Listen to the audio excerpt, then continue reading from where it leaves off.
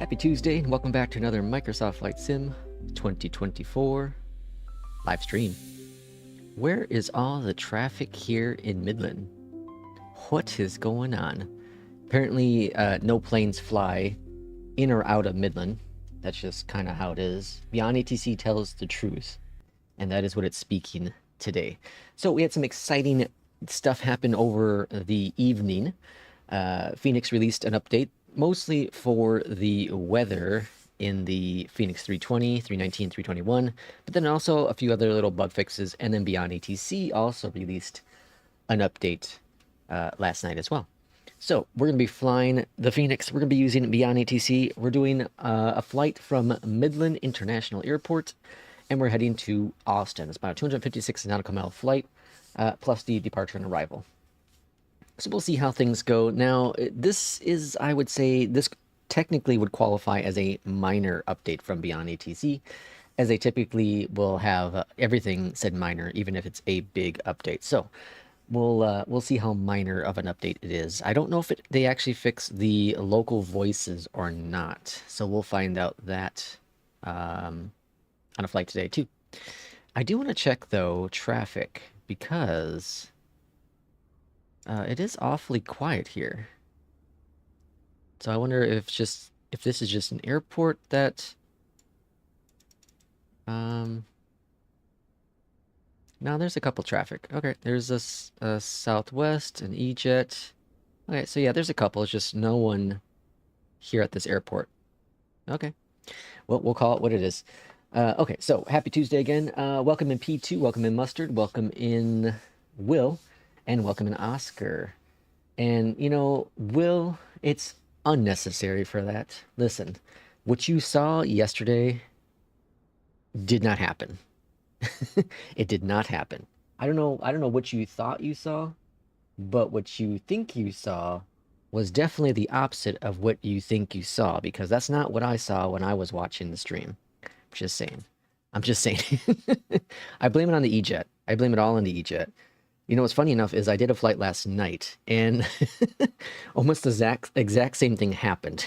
It was just a disaster. Just a disaster. Okay, let's get this flight going. So let's go ahead and click this little button here. We'll see what this update's all about. I'm going to go ahead and go to settings first. Go to sim settings. Make sure my CBDLC is going to be working. Looks like it's great there. Let's go and import our flight plan. And then we're going to go to mass and balance. We're going to load the aircraft. And then we're going to go ahead and sync this jazz. That's looking grand. Let's go up here to the top. Let's go external powers on. Battery 1, 2 on. Pumps are pumping. Navs are navving. Crew supply is on. Wing, master, ice, emergency exit, seatbelt signs, and all that jazz is cooking. And my Mobiflight's acting goofy again, so let me figure out that real quick. Let's see. I think this is what I use.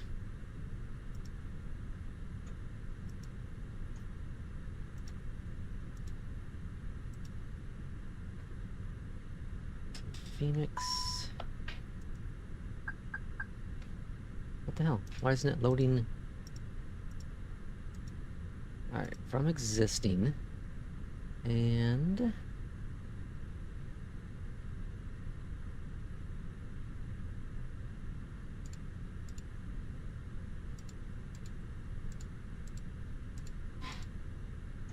God, stupid thing. I don't understand why it does this.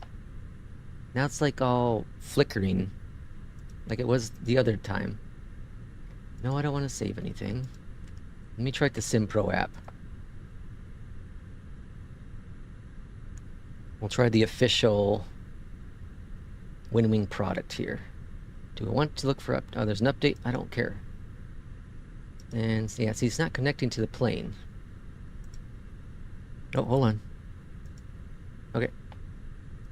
Okay, it's working. It's really, really bright, but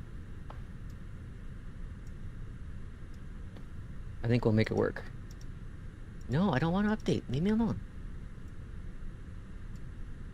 Go back. No! Stop it!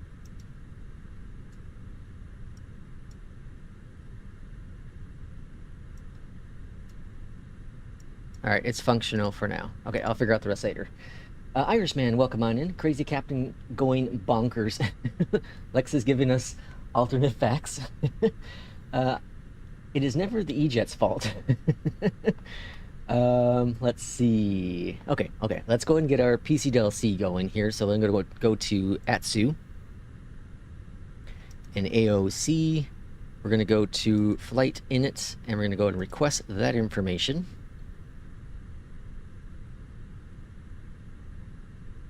All right, that's in, and then we're going to go over here to ATC request, pre-departure clearance. We are at gate 3. Gate 3. And I'm just going to put in alpha for the code, even though it's probably not right. And then what is it? KMAF. Popped it in there. Send that on off. All right, so while that's sending, let's go over here to this dude. We're going to go to init. And we're going to wait for the little guy to show up. There it is. And request it. And then we're going to get our briefing panel going up here at the top. Fetch it. And we are going to be American at 3950. And cost index is 5. And we're cruising up to flight level 350. Alright, we have our ATC clearance here. I wonder if they fixed this dude, the standby radio. So let's find out that too. So 1315 for the squawking. 121 and 9 for the comms. Nope, still broken. Okay, so we have that set 7,000 feet on departure. And then we'll code that. We'll send it off. Close that. That's all grand. Let's go over here to the left. Let's send this to the McDo. And then we're going to send this to the McDo. Grand. Back on down below here. We're going to go next. Let that generate. Let this generate. Performance, all grand, perfect. And then flight plan. Alright, so we're expecting runway 16 right. Runway 16 right, perfect. And then 16 right, perfect. No SID on departure. And then arriving into Austin, 18 right. 18 right. Via the... what is that? Lynx? Lackeys? I don't know. Or via Dillo. Alright, insert that. Perfect. Flight plan is all set, ready to go. Why don't we have a navigation? What's going on here? Oh, IRS, I haven't done that yet. Okay. So, I haven't flown the Fenix for a little bit. I'm already forgetting how to fly the Fenix. Which is funny, because I was just saying yesterday how it's nice to jump into planes and how you can just pick things up right away. Clearly, that's false. Okay. Okay, now we're cooking there. Fantastic. We're going to go back on down here. Switch this over to ground. We're on ground. Grand. Perfect. Everything's great. Okay, we've got going to Phoenix update, but not for Lex. Yeah. Let's see. The best thing about Flight Simulator is that now I understand how flight mechanics of the aircraft work, and I can confront my wife in... wait, hold on. My wife in anxiety about flying and help her... oh, yeah, that's interesting. That is interesting to think about doing that, yeah. Okay, I think we're set. APU is good. APU bleeds on. External power is off. Okay, we'll disconnect these jazzes. Okay, that's all working. Perfect. Midland ground, American 3950, ready for pushback and engine start. Where are we going to? Runway 16. American 3950, Midland ground, pushback approved. Face north. Pushback facing approved. north. Face north. American 3950. Alright, pre-plan pushback. And we're going to face the north. Let's see, we can push back all the way over here. And push that button. Release the parking brake. Request a pushback. Pushback commencing. Perfect. Okay. Now, what do we do now? Now we got to go down here. And we hit this guy over here to 1. Hit this guy here. Bring that down a little bit. Did they break this? Alright. Spoilers on. Start. Terra. Engine number 1. I'm not hearing any Is that broken? Cabin announcements. It's enabled. Huh. Well, we'll see what happens. We have no cabin announcements. At this time, in just Oh, a few there we go. moments, we'll be showing you the safety video. Once the video It's has like they delayed it a little bit. I'll answer any questions you have before we're seated for taxi out. My name is Okay. Susan, I'm the first Alright, engine number 1 is coming on board. We have flaps 1 and down 3. Let's go ahead and clear out our messages. Engine number 2 is next. Pre-departure clearance, return, accept, return, accept, and performance. Alright, we're doing down 3. Whoops. Down 3, flaps 1. Okay, cool. That's all good. Max on the brakes, clock, forgot. That's why your safety is so important to us. So let's go over some in-flight instructions. Yeah, yesterday she was panicking in a very bumpy arrival into Alaska, especially when the landing gear were coming down. Oh yeah. So she's friendly. Alright, taxi lights are on. Midland Ground American 3950 ready to taxi to the active. Yeah, it is interesting how much you do learn. 3950, runway 16 right taxi via Delta Papa. There's a lot you learn Short runway 10. when it comes to, you know, using Runway flight 16 sim. right taxi via Delta Papa. Hold short runway 10, American 3950. Alright, engine number 2 is good, engine number 1's good. Alright, throttle's going up, we're clear for taxiing. APU bleeds off, master switch off, all calls set, and takeoff config. We're all green except for blue in the cabin, that's fine. Let's go taxi out. I am curious why there's no traffic here though. This is mostly a military base. Aircraft be advised information. Victor now current. He's like yelling at me. 907. Oh, I forgot to get Beyondatc going. Uno momento. Why the hell is not working now? Why is Beyondatc broken?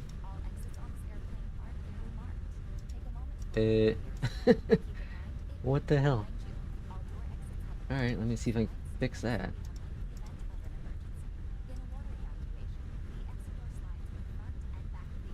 Huh. Alright, let me see if I can fix that where we're taxiing. Never taxi and fix Volanta.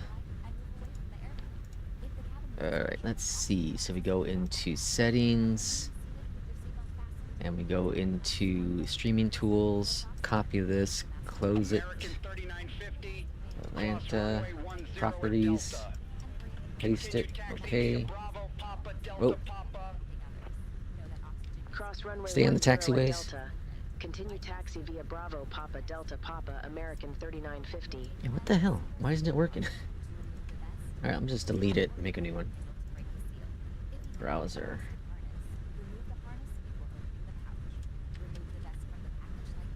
Okay. Drop it in. Yeah, I don't understand. It does not want to work. It doesn't want to show up on the screen. This makes 0 sense.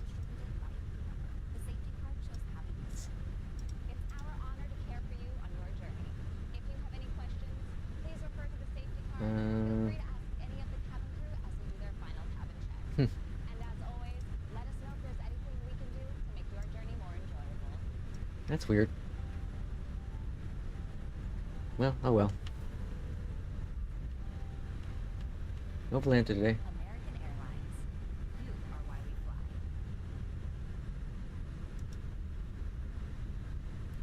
I'm not quite sure why. It's really bothering me why it's not showing up. Unless it's down on their end, but it's a browser source.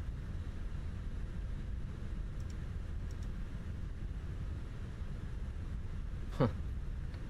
Well, there's always something. There's always something. Oh well, whatever. We don't need it. So he's friendly. Let's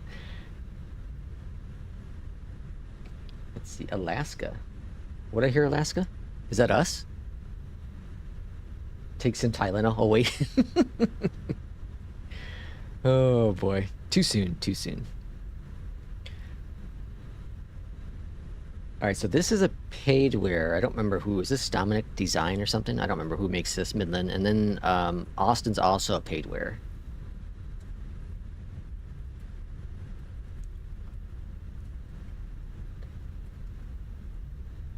Okay, so we're taxiing via Papa, and then I'm going to be taking off runway 16 right out of Austin.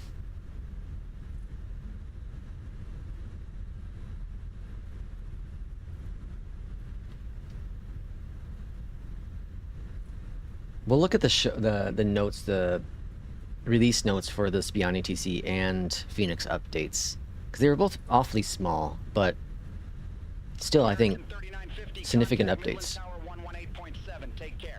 Over the tower. This guy really screams. Maybe this next one won't be screaming so much. Be seeing you. Midland Tower, American 3950, holding short runway 16 right, ready to go.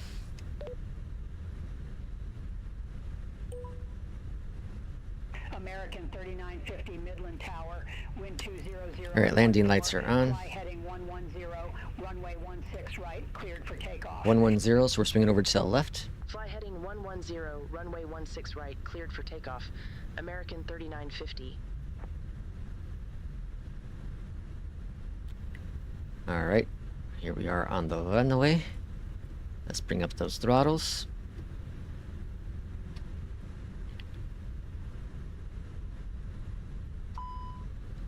And we're flexing. What that beep was. Alright, winds are 14 ahead of us, not too terrible. Slight crosswind, but not much of anything. Although I'm giving it an awful lot of rudder here. Surprisingly.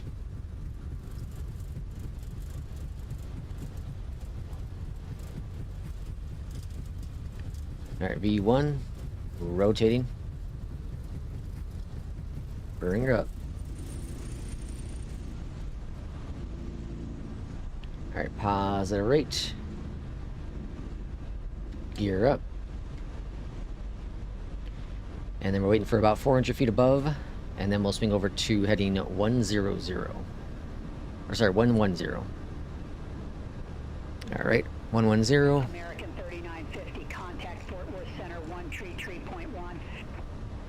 Center on 133.1. American 3950. Fort Worth Center. And let's see. Everything looking good. Our next waypoint's like way out there. Oh, this guy again.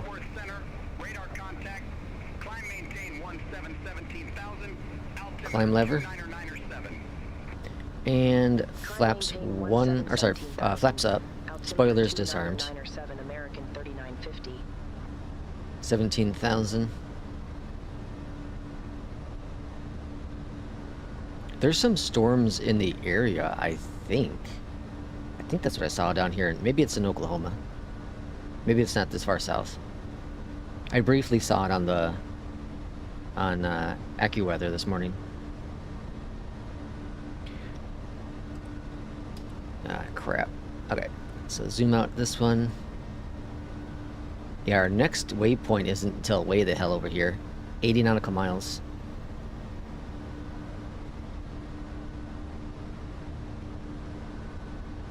We have METAR back in the Fenix finally. Yeah. Yeah, it was down for, I guess, a little bit. So whoever's source, I guess, apparently Asobo and a lot of other developers use, APL is another one. METAR was down for like a day. And I think they use like a government source, so I don't know if that got shut down or what. I don't know exactly what source they use, but like Navigraph seemed to be up the whole time, so I'm not sure who Navigraph uses. Alright, bring up that nose.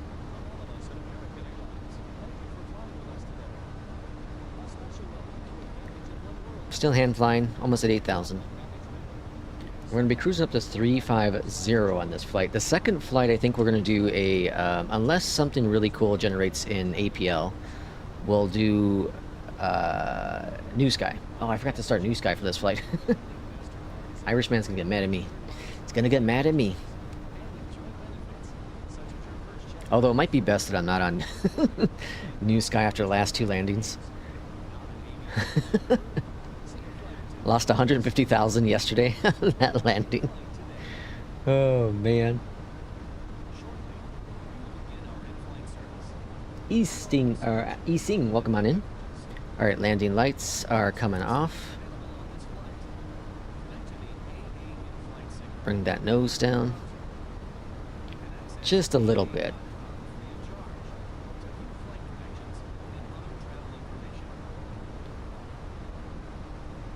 And we're coming up in 11,000.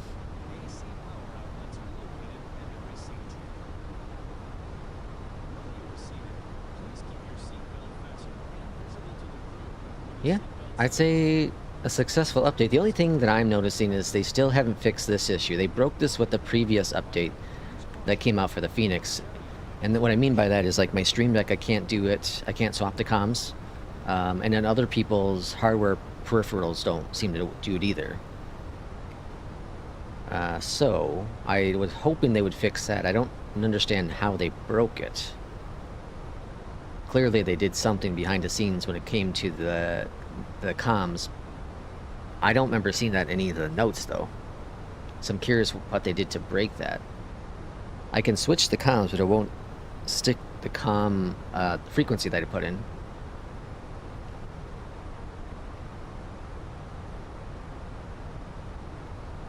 Alright, almost at 14,000. I'm still hand flying. This is crazy. I don't normally hand fly this long. American 3950, climb maintain flight level 350. 350. Climb maintain flight level 350, American 3950. Alright, looking good. Now we're going to go APs on. And we should get our direct here momentarily to Sierra Juliet Tango.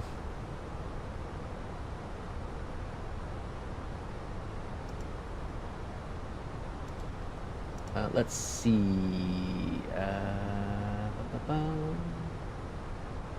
I thought it got dodged, but turns out the API response got changed is all. Oh, that's it. Okay, cool. Okay. Oh, dodged. I got a 7.76 today on New Sky. Oof. The 319 has ruined my 2. Has ruined my 2? The 319 has ruined my... Oh, 320 landings. I see now. Let's see. Oscar says, I flew IRL from EWR to Atlanta yesterday. EWR. Newark, right? Never realized how much I needed... Never realized how much I needed Rex Atmos and downloaded it immediately when I got home. That's interesting. So I actually wanted to do some testing of that. I think we'll do it here in a little bit. I want to look at some real life photos and see what the atmosphere looks like, because it is substantially different. It is. The other thing that's really funny is that as the initial reviews for Atmos came out, a lot of people were disappointed. Because it didn't make as big of a difference right away as Atmos in 2020. I remember when I first tried Atmos in 2020, you know, just turning it on was just a heck of a difference. A heck of a difference. Contact Fort Worth Center 126.15. But in 2024, the Atmos is... Fort Worth Center. It's different. It actually... I think it fits more the name itself. And so Atmos in terms of atmosphere, right? I feel like that actually matters now. And we're using it today. But anyways, with the initial view said, yeah, you know, everyone said it was not great. It wasn't worth it, that kind of jazz, right? And including myself. I think it's, you know, you could give or take with it. I think it might be a little overpriced still for what it offers, but I still think it does add to the immersion. I feel like it does add to the immersion.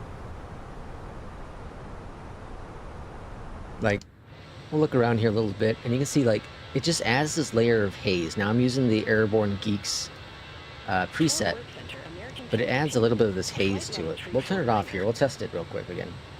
So here's it off. And you can see the haze is there. Like, you can see this, what do you want to call it? This, kind of a blur, right? Out here in this, it's nice, but is it as close to realistic as what Atmos does? And if I start adding in the Atmos stuff, again, all of these are Airborne Geeks presets. So here's weather, right? Adds a couple clouds at the top. Here is realistic. You know, it doesn't really do much to it. And then we have the atmosphere. And it just adds like a layer of that haze. It's really cool. It's really cool.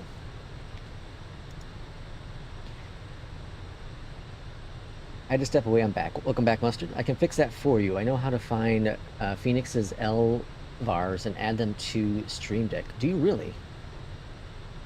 I know there is... I used to use a different... American 1018, Fort Worth Center. Expect Shemptree, runway 18 a different right. Stream Deck. Expect Shemptree, Yeah, we'll talk runway about it, 18 P2. right. American Rex 1018 Atmos has been amazing for me in J2. Oh yeah, I saw Jay got it as well. Jay runs like 1,000 different add-ons in the background. Which is why he was a little bit hesitant of using Atmos. I don't blame him. Like, this is a bunch of add-ons to add, you know, to have into the sim. I'm going to close out. I got a lot of weird things going on with this system today. I'm going to close out my Stream Deck real quick, because that's being weird. Turn it back on. Some of my buttons aren't working for OBS. Oh, alright, that's back. Okay, let's see. Is it all working again? Yep, that's working. Okay, cool. I don't know why Veyondatc's not working. That's still just bugging the hell out of me. Guess I can close it out, try it again. I'll quit Veyondatc. We'll open it back up.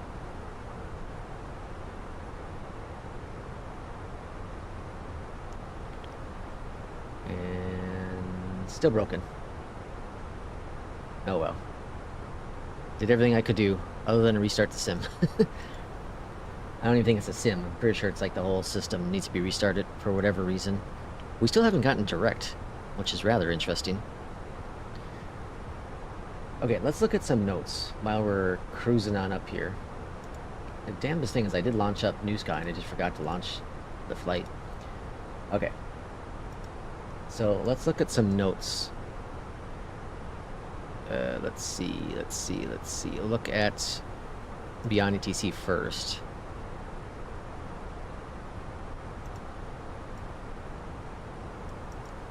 What was that from? All kinds of weird crap going on in this computer today. Okay. So, looking at the Beyondatc notes, this launched last night, 11:30, pretty much 11:30 p.m. The 22nd. So, local voice model. Improve lack of pauses between phrases, ATIS, and slow down local ATIS voices. This can still be dependent on each particular voice, but in general should be much better. I didn't have any issues with ATIS. Like, we tried it on the first day, and it sounded fine. Fix local voice model not able to be used if premium characters have run out. Here's an issue that people were having, so that apparently did get fixed. Fix a fatal error due to null exception in traffic departure aircraft function. This was hugely difficult to track down and very specific triggered criteria related to traffic aircraft doing turnaround processing and how their old and new state compared. Interesting. Fix being given descent altitude after frequency change when descending via the star. Fix runway reverting to original after arrival runway change. Fix Beyondatc window not resizing. When injecting traffic aircraft at an airport, favored parked aircraft that are due to depart compared to parked aircraft that have already arrived. This may help with lack of departures when reaching your... Oh, okay, so there were some airports that weren't generating traffic, and then they turned off admin requirement elevator privileges have been removed because the community has said so. This is a cool thing. The community has spoken, Beyondatc reacted. And then traffic volumes should have increased substantially, so we'll look at that here next. And then this was in early access for a little bit, and then it went to public. So go to progress here, or process. And so what they did is we have now created a new BI pipeline to convert 30 million rows of event data from Flight Sim Radar 24, and that's injected into Flight Sim, into Beyondatc. So this is all behind the scenes stuff. So they have. This has increased the total number of global flights we have for each schedule by 300K, giving a total of 1.25 million traffic flights per day of data, or sorry, per week of data. So they have a whole bunch of traffic information. Very cool. All right, and then let's look at Fenix. Fenix announcements? No, Dave's updates. Nope, announcements. Okay, here we go. So here's the notes for the new Fenix update. This came out this morning. I thought it was last night, but I guess it came out this morning. So they fixed the API not working. So this is the weather. They fixed that. Fixed invalid, what's it called here? Waypoints. Fixed level change. Fixed various AC issues. Fixed errors when opening load sheets. Fixed console lights not being connected to power source. Fixed LOD on gear. Fixed isolated issue with plant... What? Fixed isolated issue of plant pot causing concern from B and Q staff members? What is this? Fixed isolated issue of plant pot causing concern from B and Q staff members. What is the plant pot? Is that just like a Easter egg or something? Fixed wing light bleeding through the fuselage. Fixed cabin sidewall panel top converting. Fixed compass panel. Fixed gear struts, fixed refuel panel, fixed DCU. Alright, fixed DCDU being eliminated when turned off. Fixed guarded CBs, fixed reflection, fixed window shades, fixed toilet indicator, fixed reading and PED floor lights, and fixed the rear window blinds flickering. So a lot of cosmetic stuff in there. And then a plant pot also got rectified, so I'm glad they had time to get that plant pot. I don't understand what the plant pot is. Were we not given a direct at all, have we? Did I miss it? Yeah, we haven't gotten a direct. Okay. Well, I guess we'll just stay in heading 110. Even though we're off course a little bit, so I'm a little bit confused, but I guess it's direct to the airport. We'll see what happens. Let's see. I'm getting the ads from the European... Will, you know, sometimes I just want to keep life going, that's all.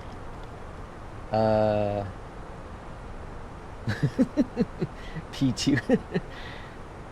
I'm a fire extinguisher now. Oh boy.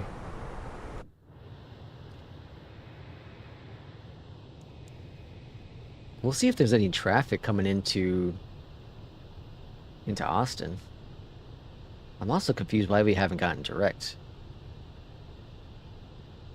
I kind of want to go direct myself, but I'm gonna just let Beyondatc kind of figure out itself. Did they lower the sound on the... Or am I just so far away? No, I think they lowered the sounds externally.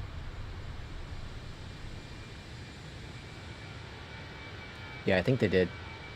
Jack on Wild. It used to be super loud. Now it's super loud on the inside. We'll expect Lakes 4, runway 18 right, American 3950.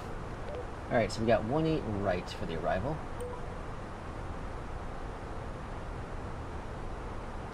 Alright, so let's go over here first. We're going to go into our main page, go to charts. Let's grab the charts. Austin. Starred. And then, okay, so here's our ILS, which the Phoenix will do on its own. What we got to do is program the arrival. So we're going to go next, next, put in this jazz. So our QNH currently is really 29902. Our temperature in Austin is 29. Contact Houston Our Center winds, 125.75, a little gusty, 190 at American 13. 3950. Houston Alright, Center, minimums. American 3950, flight level 350. 742. Alright, that's all set up for the arrival. I forgot to switch this back. Alright. Cool. Top of descent starts here at Dillo. So we'll kind of see how this all plays out. We're at our cruise altitude of 350. And looking at the charts here. 5,000, I believe. Runway 18 right, 5,000 feet. So we'll pop in 5,000. And then Dillo is right here. So we're coming in... What are we coming in via? I guess we're following this path in direct to Dillo. Okay. So we'll pop in 5,000 in the bottom. What is that? Did you see that? Alright, 5,000. Cool, that's good. Let's zoom in a little bit. I'm really confused why we never got a direct. I don't know if it... American 3950, Austin Bergstrom Airport landing runway 18 right. Well, I know we're landing runway Austin white, Bergstrom runway Airport. right. Landing runway 18 right, American 3950. American 3950, contact Austin approach 127.225. We're going to approach already? Contact Austin approach, American 3950, take care. We're not even... Austin approach. Where are we at? American 3950, flight level 350, we have Quebec. I suppose. Guess that would make a little bit of sense. American 3950, Austin approach, altimeter 29902, expect the ILS runway 18 right via Halcombe. Hockham. Altimeter 29902.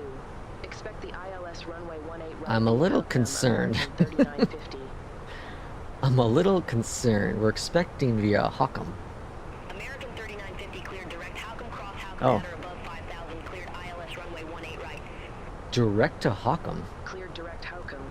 Cross Really? or above 5000. All right. Cleared ILS runway 18 right. We're clear direct. American We'll go 3950. directly there. And then that's turning, and then I guess we can do our top of descent then. Okay. It's an interesting... That's an interesting flight. Huh. I don't know how I feel about that. It got us there. It's getting us where we're supposed to go. It's just kind of weird. We didn't have any SID for departure, so I don't know if that is what scoofed up.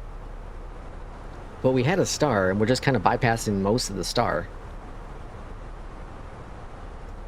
We're going to be bypassing most of the stars. So here's... Let me bring it up over here so you can see better. So here's Hockham, right? We're like, right here. Well, I guess we're going to be kind of following the star. We're going to bypass some of it, so we're going to be coming off here and just going direct to here. Yeah, so we're going to be on this course here. We're not going to hit Dillo. I don't know, that's weird. Really, those ads appear in chat with overlay. Lex has done this to me. No Rex lighting. What was that? There's that drunk beyond ATC. Oh my gosh. Huckham is around the corner for me. Yesterday beyond ATC tried to vector me back to my original airport. Did it really? No Rex lighting and thunder weather. No. I don't think it has any weather. This is rather interesting. I want to see if we can find this flight. Let's go flight aware. I'll bring it up here in a second. Alright, let's look at flight aware. I want to see if there's a real world flight going on. KMFF. TKOS. Alright. We got a SkyWest scheduled. Okay, here's one that was completed just a little bit ago. Departing gate 4, arrival 21. Are they following our flight plan?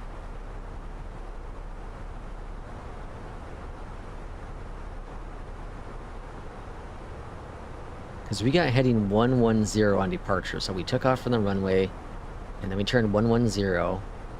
But it looks like they hit a point here. It looks like they hit their... And then let's see. I'm guessing Dillo is right here. Where are we at here?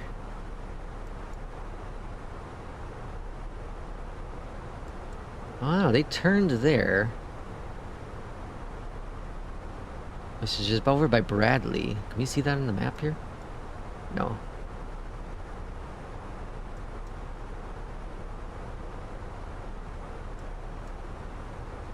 It's Austin. Trying to get some view.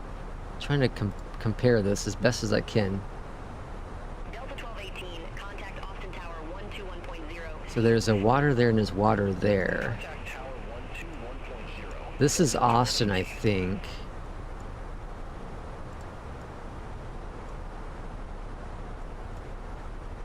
Huh. Yeah, I do think they followed the star in. I do think they followed the star. Because here's that star, and then they turned, and then turn again.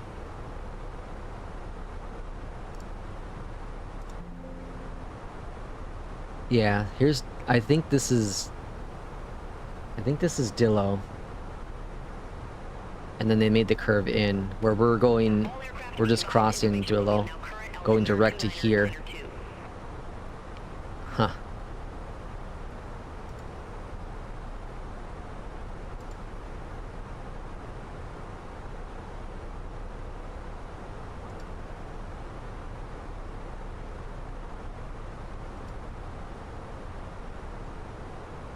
Yeah, it looks like...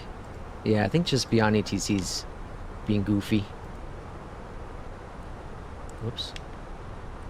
I think Beyond ATC's just being goofy. Like, it's similar looking. The flight plan's very similar. But definitely not right.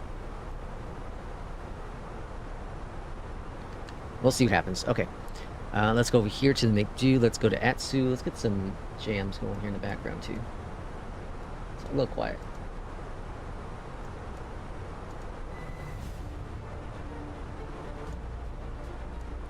Alright. And then we'll go to receive messages. That's good. More drag. Performance. Cool. Like, we're on pace. Everything's looking fine. We're a little high. I'm gonna go and bring out some speed brakes.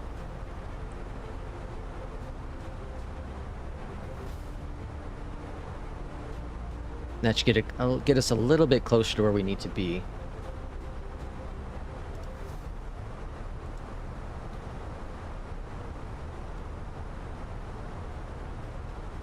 Alright, so the weather in Austin's not terrible. Get windy, gusting up to 20 knots, but there's no rain. Not sure where the rain I saw was. Alright, now we're getting closer to where we need to be. Still going a little fast, but that's alright. And we are about, what, 70 nautical miles out? Give or take?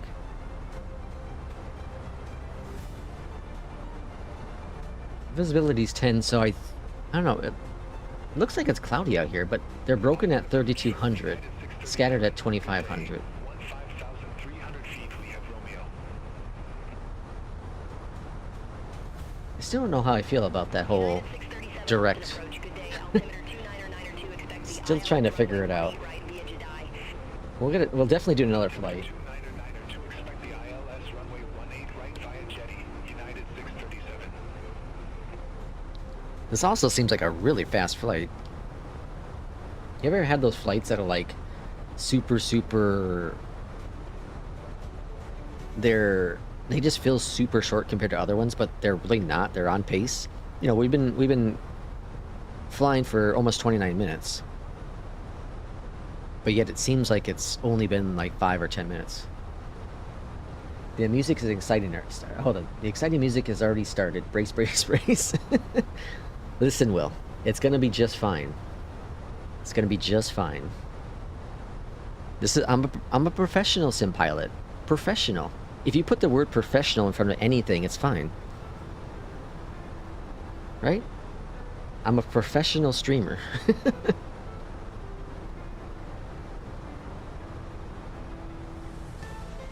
Steven, welcome on in. Glad to see you were in Discord.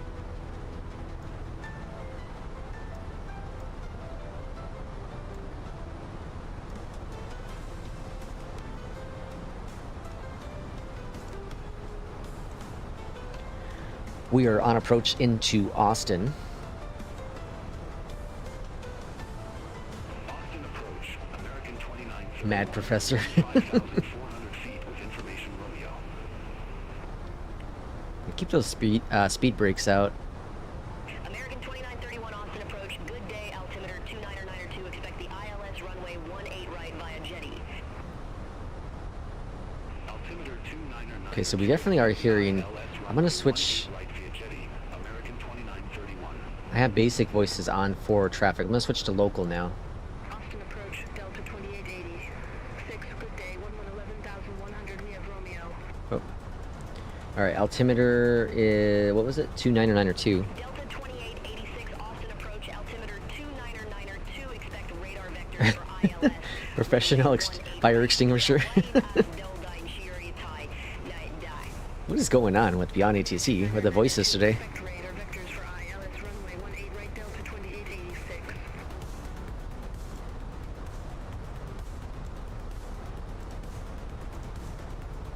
It's been a while since I heard it consistently do the drunken slurs. Almost like The Sims. Pan, pan, pan. Will, you don't have any faith in me? I'm also going to join New Sky, but I wasn't sure if I can since it's connected to Msfs. Yeah, you have to have flight sim, Steve. So you have to figure out your flight sim situation first. I don't understand, though, your situation. It's so weird. Because, like, when we talked about it last time, you know, you have plenty of space on your drive. You've completely uninstalled it. But it won't install, right?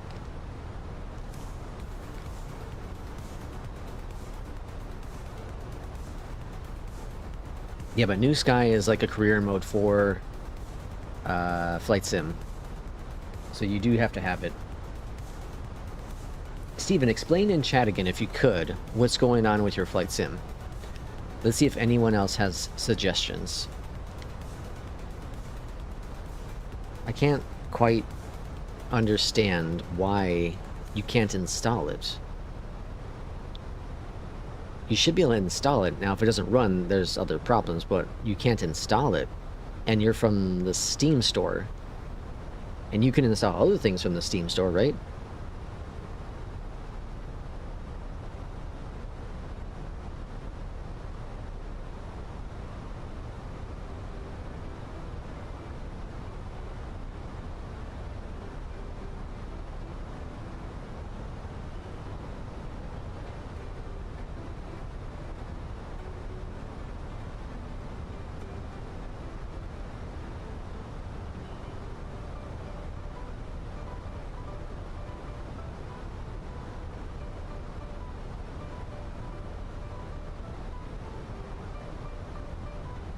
I still don't understand why Vyolanta's not working.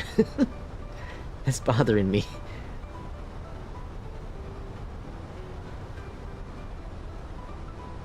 This is one of those times, well, no, I guess it wouldn't matter either. Let's say one of those times where if I just restarted OBS to see if that would fix it, but...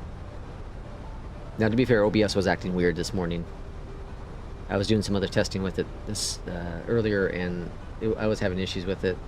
So it's likely an OBS issue. It always starts the initial install, but never completes. So I download it, which is about 1 gigabyte. The main update, which is 120, never gets downloaded, even if I have a really good connection in space. It always starts the initial, but never completes. And can you confirm that you were able to download other games? You can download games with Steam, right? Other things? Just to eliminate it being a Steam issue?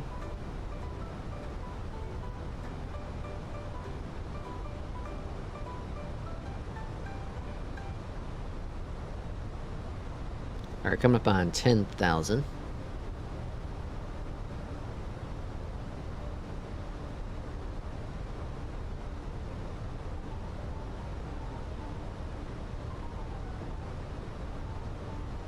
Explain time. Actually, P2, you said that, like, the next Steam sale, if it is a good sale for Explain, I'm gonna get it. If it's like 20 to $30, I'll get it. I'm just curious. The one thing though is it doesn't have native frame gen. No native frame gen. And I obviously I like my frames. When I tried the trial version of X-Plane, it's pretty rough. But I'd like to try it again. Not that I'm going to use it much, probably, but I do want to try the 737. I want to try the default 737 and compare it, because it's been so long since I've flown in X-Plane. Alright, 10,000 landing lights are on. All's looking grand for the approach. Yeah, Steam works fine for everything else. Really?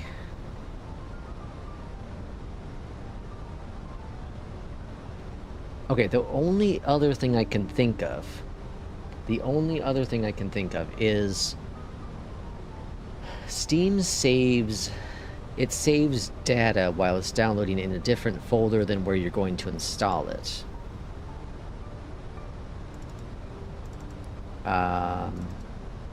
Well, it's in the same folder sometimes, but so for an example, here's my Msfs install folder. So I have Steam, here's my Steam library, right? I go to Steam, it will save it here in downloads. So maybe check there. So wherever you have it installed, check Steam libraries, Steam apps, and then downloads, and see if there's anything there you need to delete. Okay? Actually, just delete all this stuff in the Steam. Well, no, don't do that, because you have other stuff in there. The other thing is in your main Steam folder.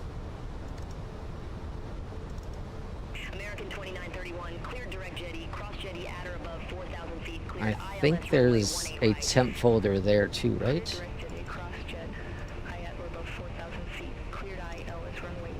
Maybe not. Alright, never mind. I think it's just that one. Yeah, so check where I was talking about. Yeah, check that and see if that maybe helps. I'm not sure. Joined a virtual airline for UK and doing my first flight. Seeing some new scenery and has relit the flame of flight sim after a lot of US flying, especially on the East Coast. That's awesome, Mr. Backpains. That's awesome. Welcome on in. I'm running Aerofly FS4 on Steam, and I'm very confused about Msfs. Oh, interesting, yeah. I didn't know it didn't have frame gen. That will be a problem. Yeah. Alright, almost at 5,000. I can see that wind kicking.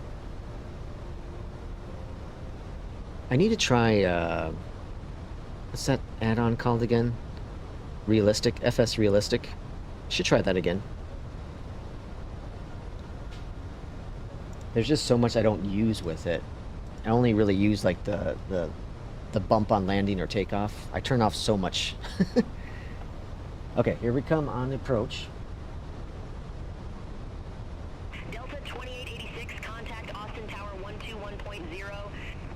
Contact Tower 121.0, Delta 2886. Actually delete old files related to it and tried starting fresh with the download. The download for the update just resets on a loop. It doesn't go past 2. Really? What the heck? Alright, speed brakes are armed. And we're going to do a flaps 3 arrival. On arrival, where are we exiting? Let's see. This guy here, airport information. We're landing 18 right. We're going to exit to the left. We're not likely hitting that, so probably Charlie. Probably Charlie. Backtrack via Charlie, and then find our gate. We typically have to park over here somewhere, but we'll see what happens. Okay, at... what is that? A T? A T? I think so. We want to be at 28. I'm gonna go ahead and put in 3,000. We haven't got any further instructions. Well, we're not screwing this up, so we're we're not having another bad landing on stream. We're not having that. So whatever Beyondatc is trying to figure out, I'll let it figure it out on its own.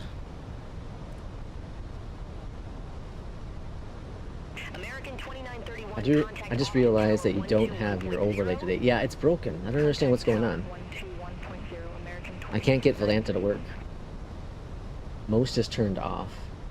I'm using it right now, FS Realistic with the Fenix profile. Most of it's turned on, most of it's turned off besides some take-up, landing, and turbulence.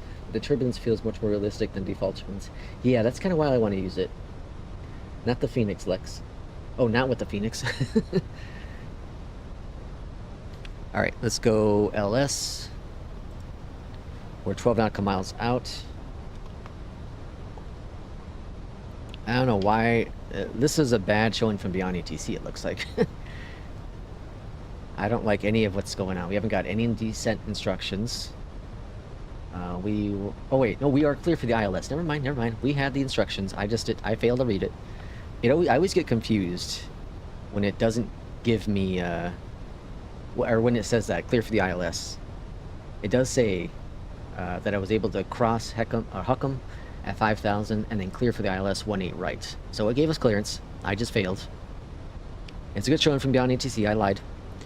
Alright, first nostril flaps are coming out. We're 10 nautical miles out. Airport's in sight. There's the runway. Localizer is captured.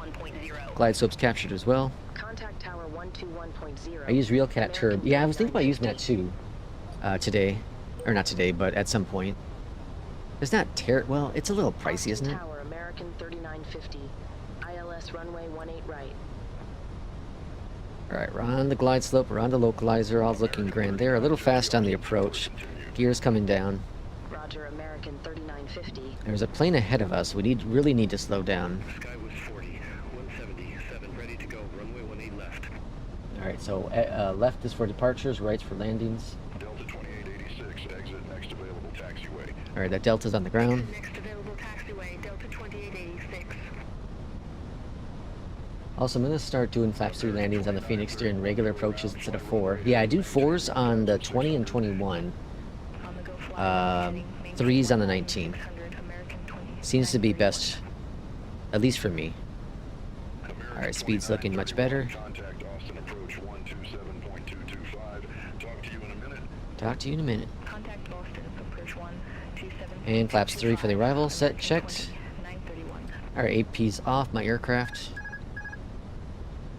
Skywest 4177, Austin Tower, wind 210 at 9er, gusts 20, RNF to guards, runway 18 left, cleared for takeoff. RNF to guards. Runway 18 left, RNF to guards, cleared for takeoff. Sky was 40, 177. It's kind of like he was catching his breath. It's kind of cool. I love that moment when it does that with the voices. Wind 210 at 9er, gust 20, runway 18 Gusting 20, folks. Oh boy. Runway 18 right, cleared to land. American 3950. Alright, here we go. Wish me luck. We're a little low on the approach.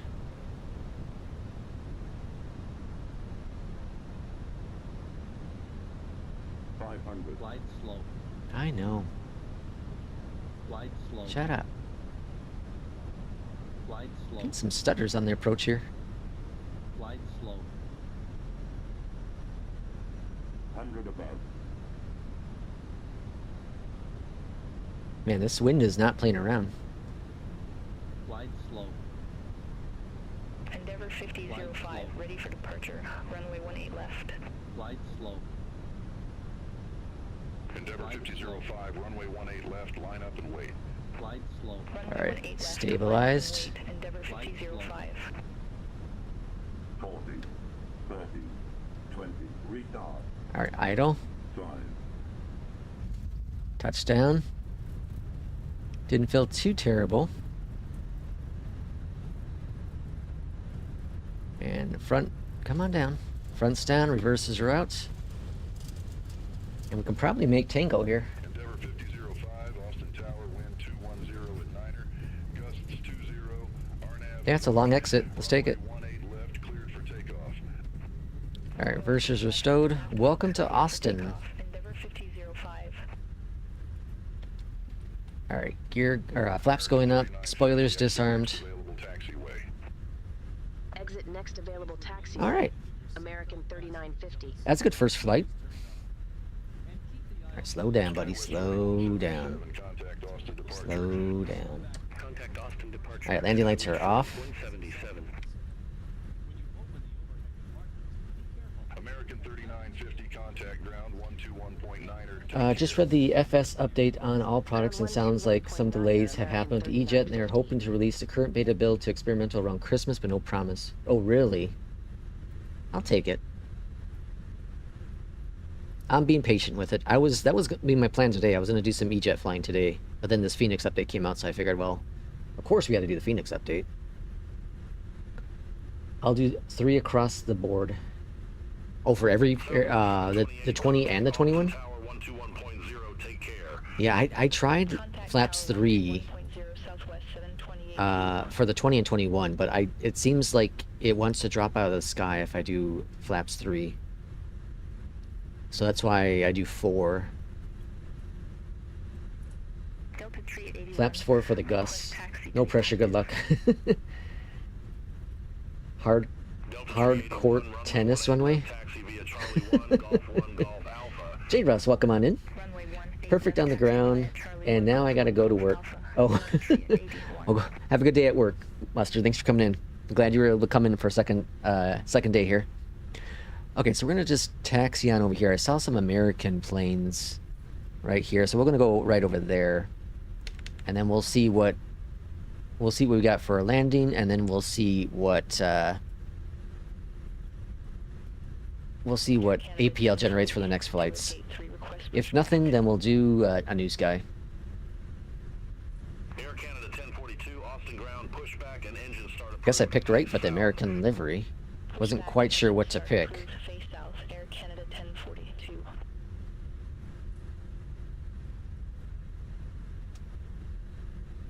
Well, this sim is like acting really good today. I better be quiet. Alright, we're gonna park over here at gate 23.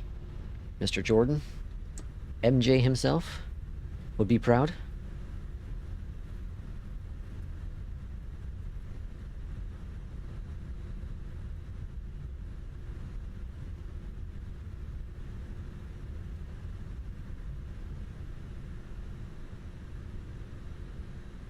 Bunch of crazy people walking in circles at the gate.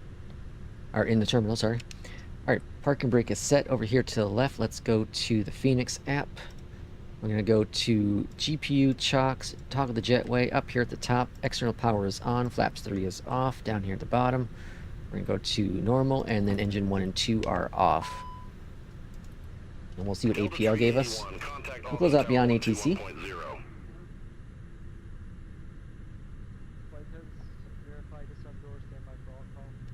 Stand by for all call. Alright, and let's see what we got. So 98.78 is my rating right now. Not looking so hot.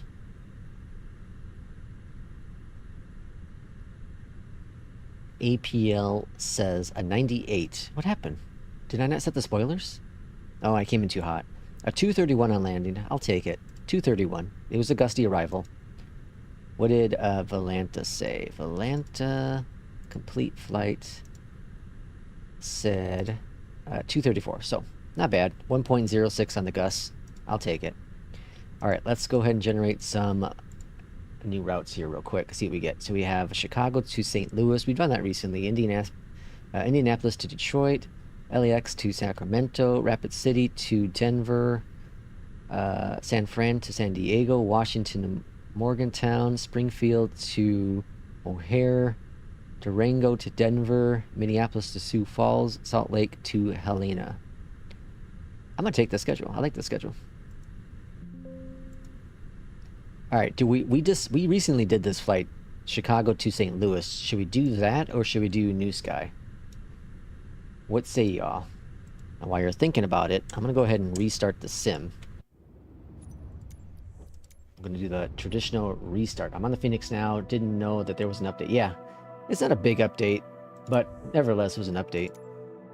I smashed my 320 so hard I got a 7.7 on New Sky. So we can either do that Chicago to St. Louis, or we can do an East Coast flight in New Sky. We got like Boston to Toronto, Boston to Philadelphia. I'm going to close out of Sim App Pro as well. I'm also going to unplug the McDo here real quick. Or not the McDo, the FCU. Let's see if we can get that working again. And then I'm also going to download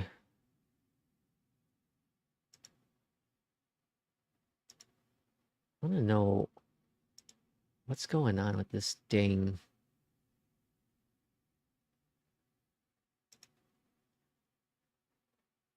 Okay, got that downloaded. Okay. Gonna close out of Atmos. They need to get that fixed too. So that when you launch up Atmos, when the sim's not open,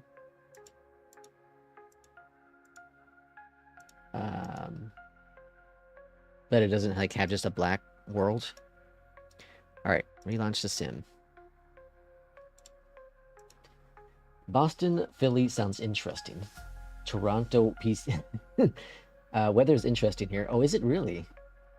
I've officially been hired by Lex Air to evaluate individual compensations and performance. Might be firing some pilots soon. Listen, Jay. We all have bad days. We all have bad planes sometimes, too. I'm pretty sure it was a bad plane. Pretty sure it's a bad plane.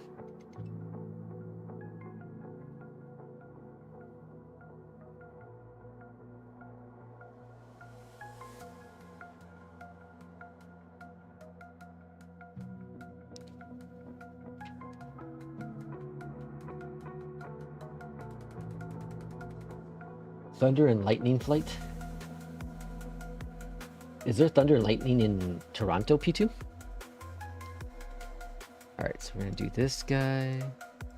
Attach to this guy. Assign, okay.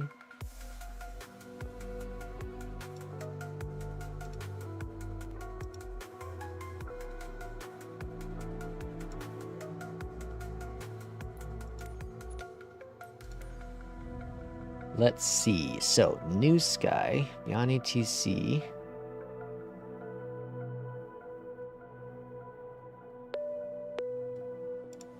Alright, so New Sky, we have, let's look at the flights. So, a book flight, scheduled passenger flight.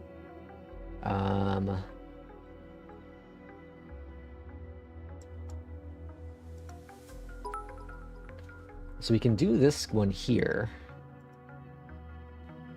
Oh, this is Montreal. I thought there was a Toronto flight. I thought he had some Torontos in here. I lied. I thought there was some Torontos in here. We did the Montreal one not too long ago. J. Russ, welcome in. Hey, thanks for the membership. You can watch the video now.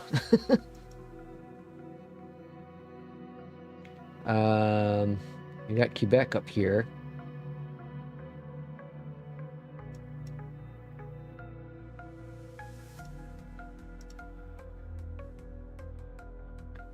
Halifax is kind of far. The Philly one does sound kind of cool. That's the 321. If I do that, we have to fly the 321. What liveries do I have for the 321? 321. We have an Air Canada. And then is that American? That's a weird looking American.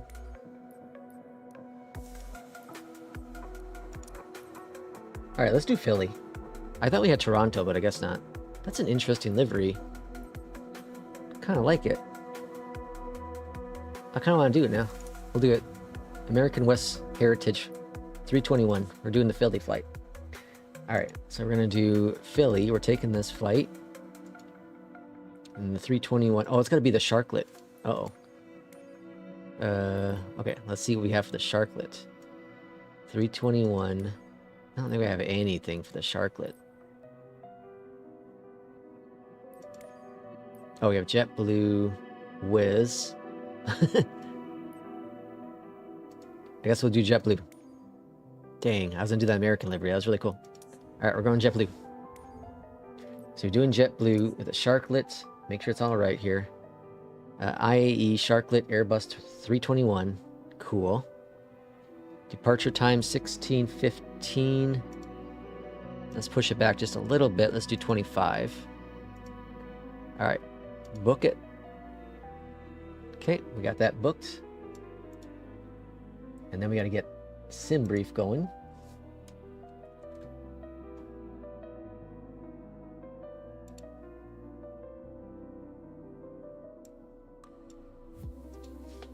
Alright, so SimBrief, we're going to do JetBlue. Flight number is 2533. Departing from Boston. We're going to Philly. We're taking the 321. Oh my, look at all these different variants. Sharklet AIE. Runway 22 for departure.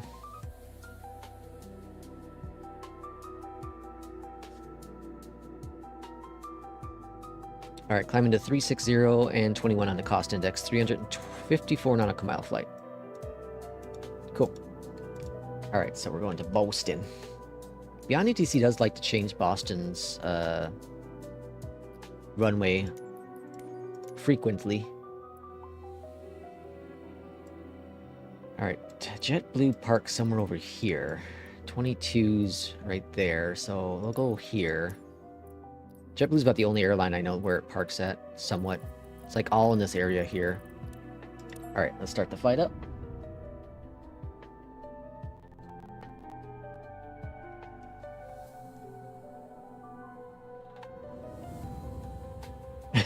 Jay says, I hope Lex knows he is special. I never joined memberships. I do appreciate it. I'm still surprised that you haven't gotten one from Irishman. Irishman hands them out like they're candy. Alright, let it settle down here a little bit.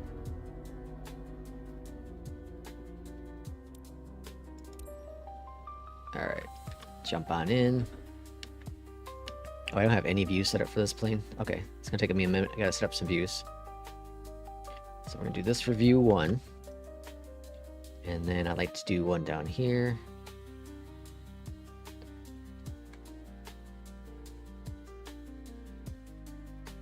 Let's see about.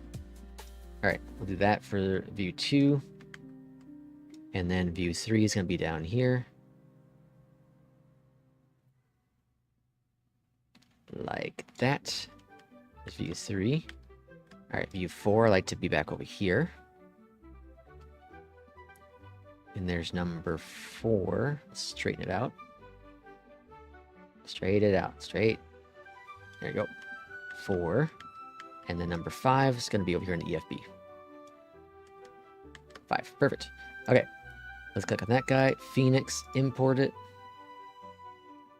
That's in. Let's go to sim settings real quick. Make sure we have that. That's good. And then we're going to go back to my flight. Let's see. Mass and weights. Insta-load. And then let's load all this jazz. Calculate it. Up here at the top. Oh, we got Beyondatc rolling too. Beyondatc's rolling. New Sky is rolling as well. Alright. External power is on. Battery 1, 2. Pump 1, 2. Center tanks. Pump 1, 2. Navs. Crew supply, wing lights, master switch, compass, emergency exit, no smoking, seatbelt, and starting the APU. And freaking Mobiflight. I'm starting to get a little aggravated with Mobiflight. No, don't save any changes. FCU, attach. Okay, gotcha. Start it. There we go. All right, Mobiflight's working again.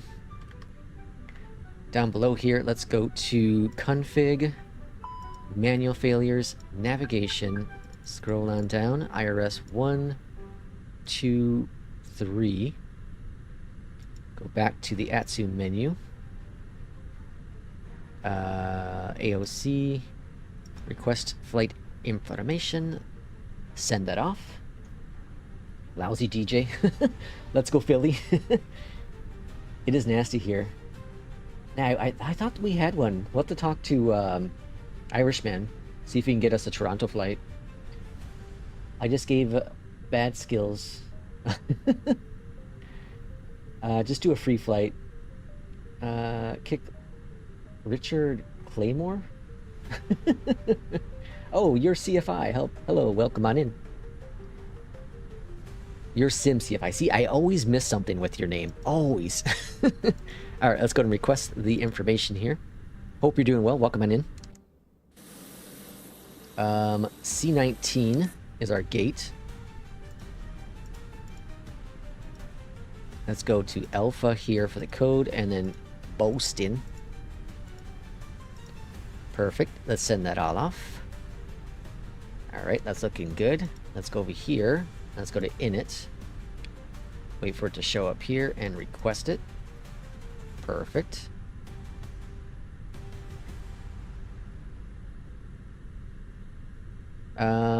Your Sim CFI. You fly the 727, right? In the sim, not in real life. You fly the CRJ in real life, right? Let's see. JetBlue 2533. Cost index is what again? 21. And we're cruising up to 360. Cool. Over here to the left, battery's low. Let's send this over to the McDo. Send this to the McDo. Someone's on the telephone. Squawking 555 and a 6. 12175 for the ground. All's grand there. Runway 22 left. Oh, okay. So instead of right, we're going to left. Okay, no problem. Left for departure. It's not a complete runway change like it has been in the past. So I wonder if they're doing right for landings then. And then 4,000 on departure. Okay, that's good. And then back over here to the left. Actually, let's go up here first. We're going to go APU bleed. External power is off. Over here to left then. Let's turn this jazz off. And then send this to the McDo. And then send this to the McDo. Down here. Cleared that out. That's loaded in. That's looking good. Boston, we're expecting runway 22 left now. Via SOX 7. Whoops. SOX 7 and the SOX transition. And then Philly, we're expecting a runway 27 right. Via the gym's full. And I'm using the Flight Sim Studio, I think. Philly. There's like 3 different Phillies. Alright, that's all looking grand. Okay, folks, I think we're ready. Let's go over to ground. Flaps 2 on departure. Altimeter is set and checked. Let's calm the band down a little bit there. Boston ground, hello from JetBlue 2533. We are ready for pushback and engine start.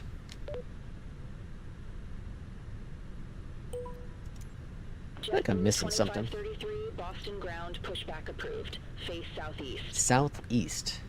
Pushback approved. Face I do feel like I'm southeast. missing something. JetBlue Oh crap! 2533. All right, I forgot. This airport doesn't really have a good way to figure out where the hell we're supposed to go. So we're gonna eyeball. Oh wait, no, southeast. That's northeast. I want to go southeast. That's over here.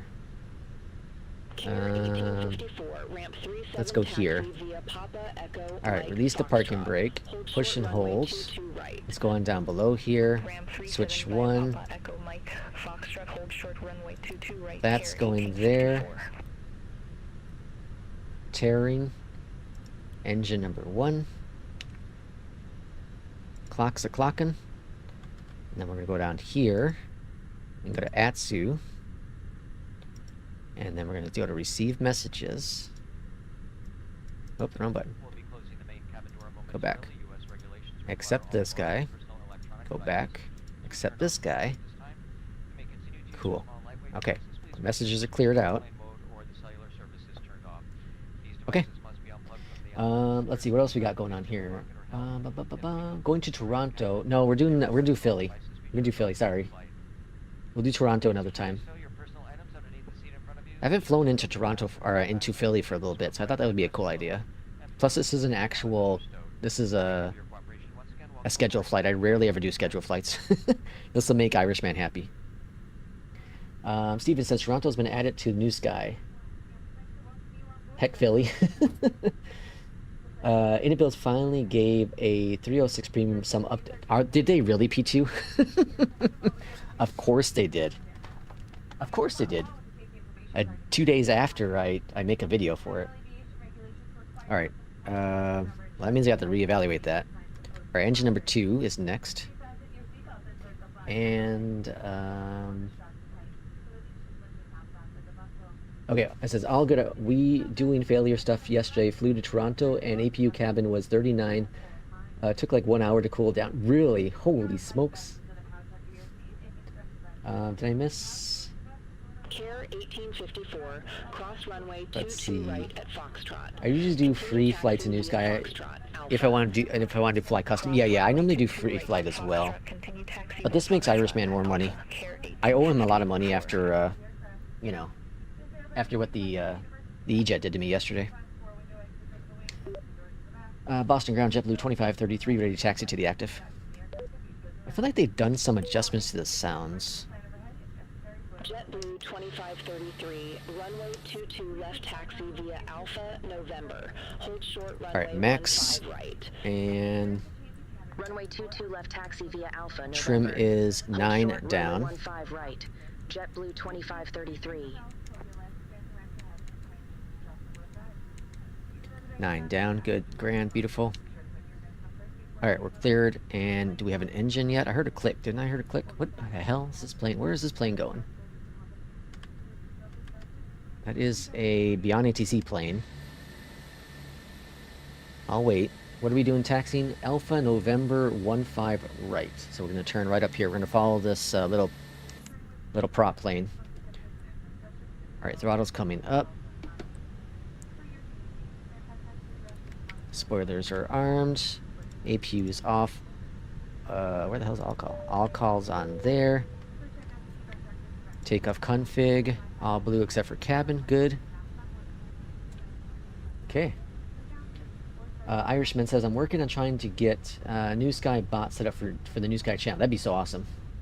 Alright, we're holding short 15 right. Yeah, I haven't really looked into it enough, but I know that bots can be a pain in the butt sometimes. P2 says, becoming an influencer, bullied inabilities to update the 306. They haven't even seen the video yet. It's still in members only. We'll look at the notes here. We'll look at the notes. We'll make some...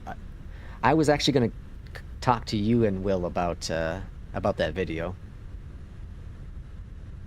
I don't want to be a bad person. They're making me be a bad person. They're making me be a bad person. I don't want to be a bad person. I like to have fun and celebrate and be positive. They're making me not want to be positive. Matthew, welcome on in. Happy afternoon to you. Caution wake from departing... the wake from the departing Cessna. Where'd that Cessna go? Where did that plane go? It vanished quickly. Where the hell did it go? Yeah, seriously. Where did it go? Okay. Whatever. American's taking off there. I did turn the traffic down to 4 instead of 5.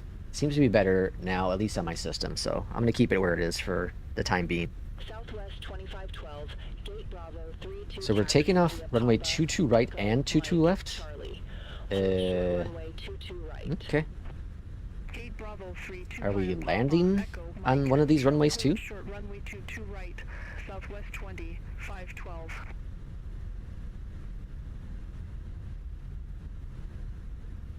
I see some planes. You can see them on the TCAS here. Like, I don't know what they're doing. All right, we're holding short 22 right at November. That's all the way here. I'm not crossing it right away until we get clearance because this might be an active landing runway 2.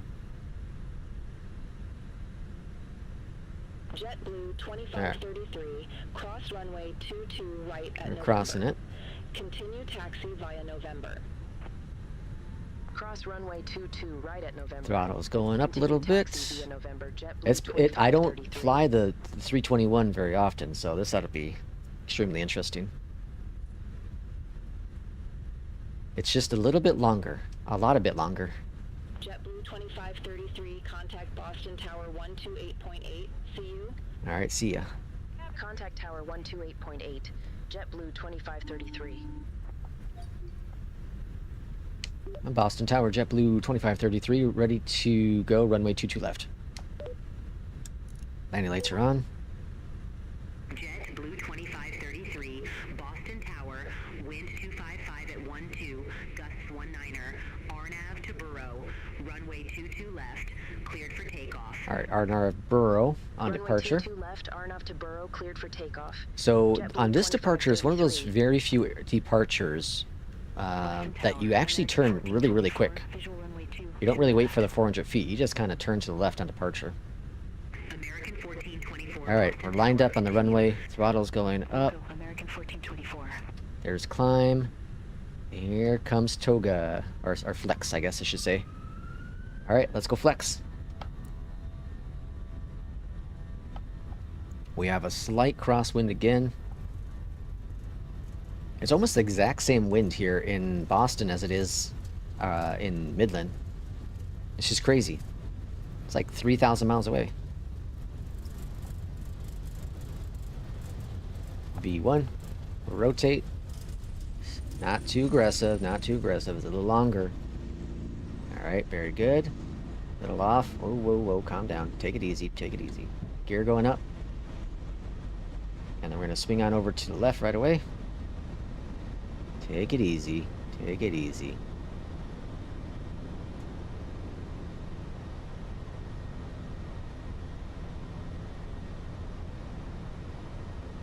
This reminds me of, like, there's a flight I did out of Orlando in real life.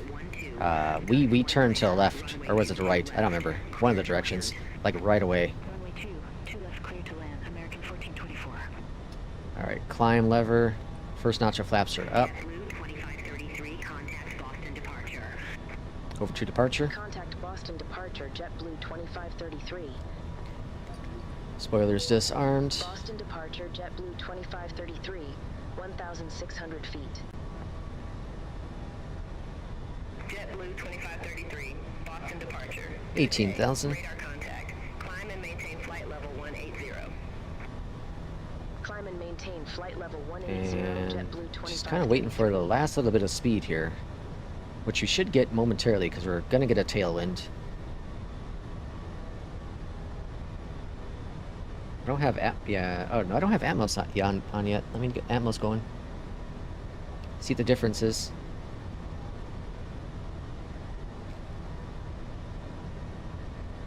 Of course, now we're going to enter some clouds, so we won't be able to see the freaking difference. There it is. Alright, flaps going up. Pretty good departure. Little bit of breeze. Kick enough. Would it kick us to the right? Yeah, it was kicking us to the right a little bit. Brickyard 4428, Boston departure, radar contact. Climb and maintain 10,000 feet. Climb and maintain 10,000 So you're hearing is the local voices for Beyondatc, and then premium voices for the controller. And it seems to be working good today. We'll see if we get... This should be... Yeah, this is gonna sit to a star, so this should be a standard Beyondatc flight. The last one was really weird. It worked. It did its job. It worked just fine. It's just, it was a little odd.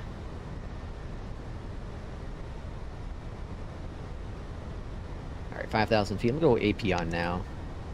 A little earlier than I like to, but we'll check out chat. Let's see. P2 says, don't be conscious about sharing your thoughts. If you felt this strongly about any to make a video, it deserves to be out there. Lex drives and engineers make a reaction video on who cares. Oh, let drivers and engineers. We're flying to Philly. Philadelphia. New Sky. They've been in and out? Okay.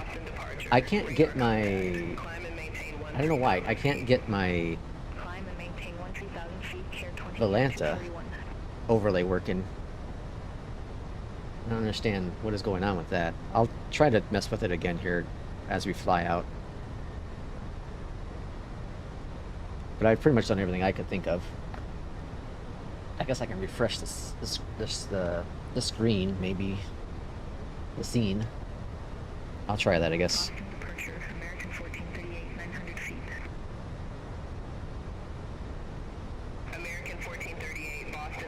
This is really cool. The Weja. Man, that plane is so much longer. It looks so much narrower, too. Right? I don't think it is, but it looks so much narrower. The 319 just looks fatter. And it's a lot shorter, of course, but it just looks fatter. This looks like a pencil. That's beautiful. That's a screenshot. Uh-oh. Oh, 10,000. 90 lights, taxi lights are off. Picking up speed. It would be nice if I can get New Sky bot to work in in the channel. Yeah, it'd be so awesome. I agree.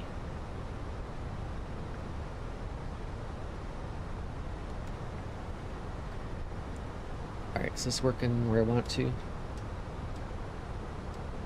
Nope. Alright, gotta figure out that. So that's broken still.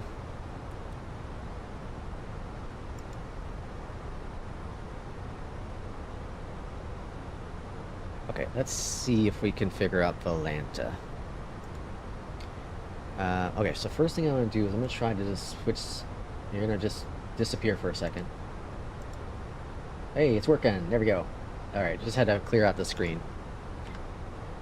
And then...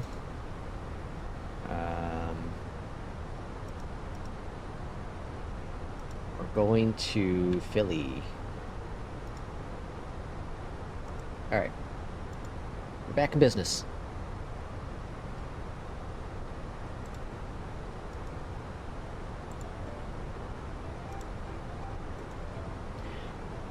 Let's see. Well, the Lexbot is flying the plane now. There's so many things I need to learn about bots with Discord. There's a lot of cool things you can do with it.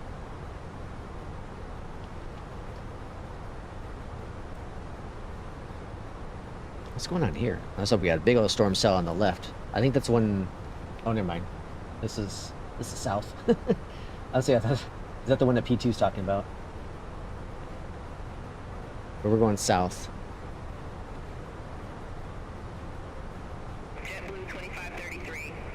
Alright, I'm gonna go ahead and put in 350. That's our cruise, right? 360. Alright, 360 is in the box. So there's a couple things I really like about APL that I wish other career modes would add. One is your estimated arrival time. That's a really cool feature that APL has.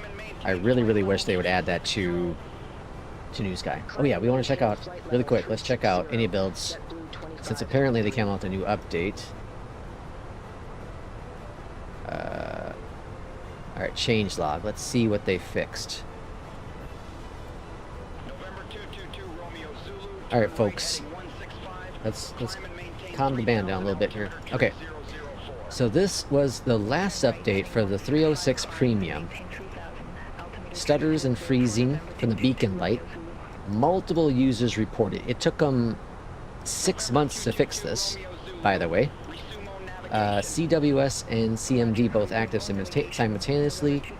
Straight modes, FO, TCAS, TOD, blue arrow, strobe lights, clouds bleeding through the virtual cockpit, flex temp, typos, dome light, nav, lights too bright, landing elevation, landing flickering, wind data, descent forecast, init build, missing ground, elevator stuck, landing light artifacts, floating light orbs, cargo door, V2 calculation, missing co-pilot, standby compass, single chime, captain terrain, vertical guidance, charts, DME, missing tool tips, missing tooltips, charts page not refreshing, TCAS, LIDO charts, added disable engine covers, and then functional standby compass. All those last three were added. It's cool they added LIDO charts. Alright, well, I guess I gotta try that. This will determine my video.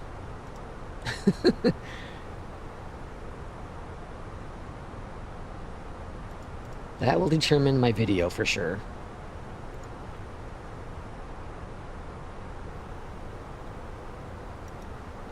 Okay, so we can check down here for the Phoenix though. It's going to say 17:15 for the arrival time. It's currently 16:28, so about 50 minutes or so. And then we'll determine up in the sky if we do a third flight to see if we want to test out that new init builds update for the premium version of the 306. Irishman says the 321 is easier to land. Interesting. The old yelling ATC guy is online again.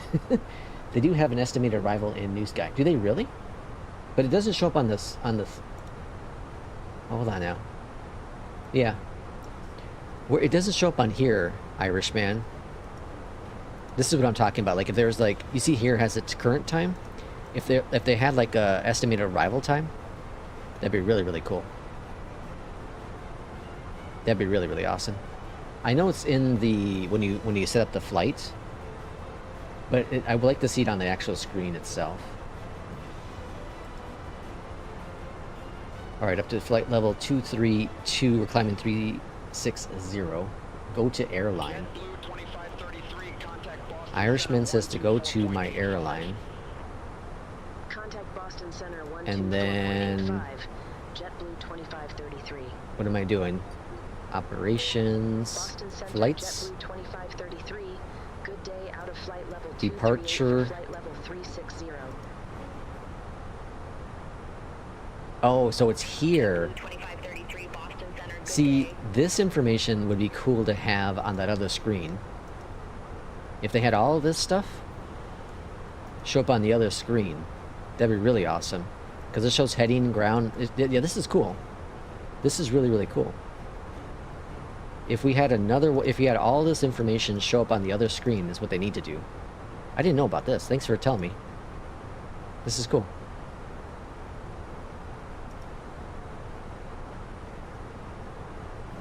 That's awesome. If they have that on the other screen, that'd be so cool. Have the map and all that jazz. That'd be so awesome.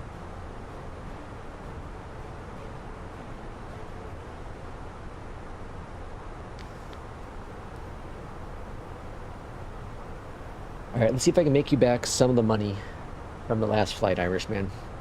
As long as I don't crash this plane. But it's the Phoenix. We'll be alright. Let's look over here to check the weather in Philadelphia. My flight, METAR. Alright, so current weather in Philadelphia is winds at 250 at 8, so it's nice calm winds. Few clouds at 10,000, scattered at 16, broken at 25, so a little bit of clouds but nothing crazy. Lower down to 6,500. No rain, temperature's 26. So it should be a pretty good arrival into Philadelphia. This I guess it would be afternoon for them already.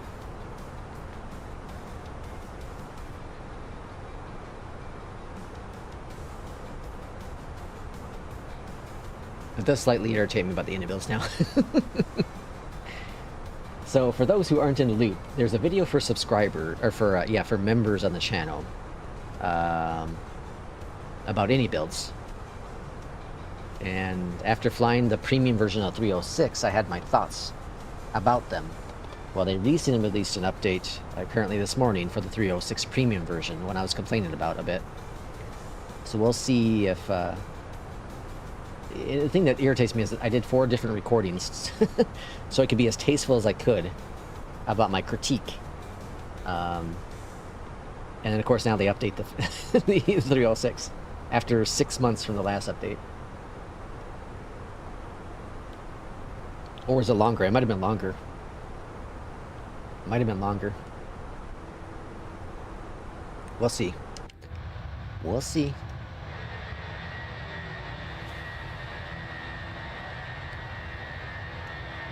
The thing is this.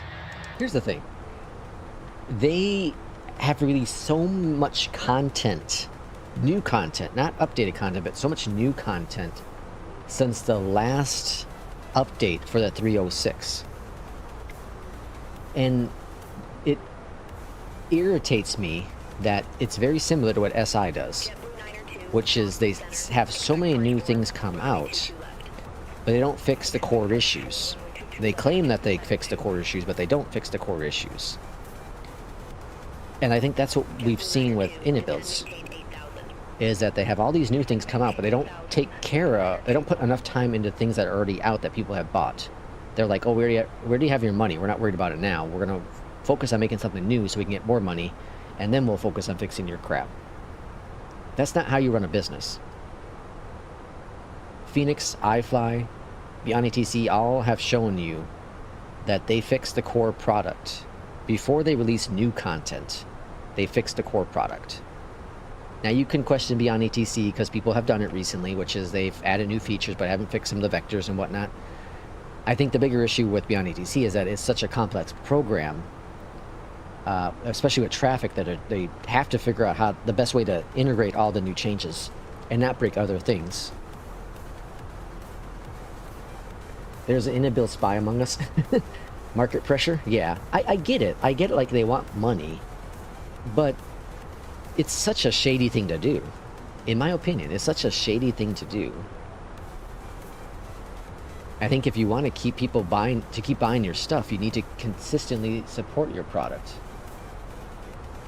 And they do support their products, don't get me wrong. It just takes them a very long time to continue to support those products.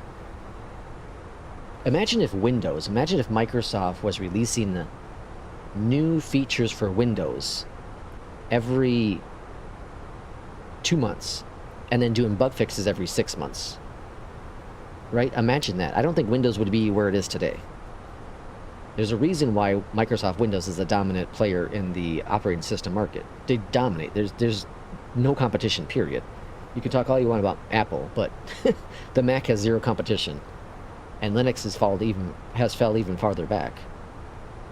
There's a reason why Windows is so dominant and will always be the dominant operating system. It is never going to change. It is never going to, mark my words, at least while I'm alive. You know, when I'm 90 years old or whatever, Windows is still going to be the dominant operating system. It's not going to change. But it's because as much as you can give Microsoft crap for, you know, having some crappy versions of Windows come out in the past 40 years, they still have a very smooth, consistent, easy to develop operating system.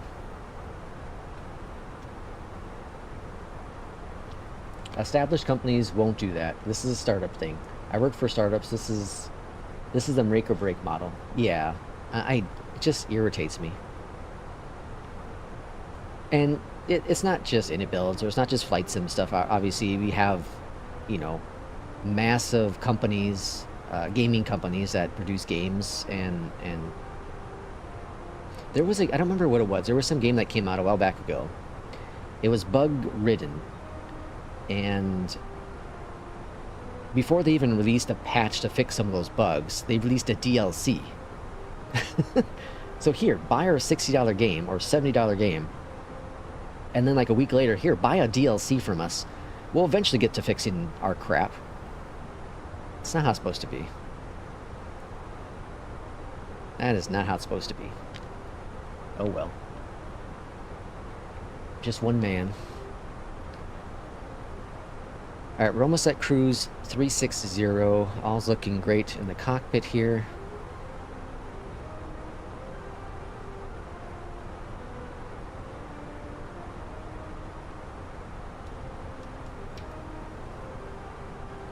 So I have my Mobiflight working again. I'm using P2. I'm using your profile again. But now my my EFS isn't working. I don't know why.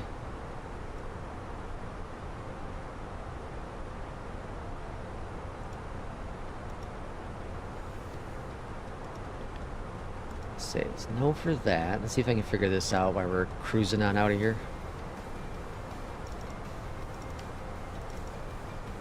Alright. iFly, CRJ, Fenix. What if I go back to this profile?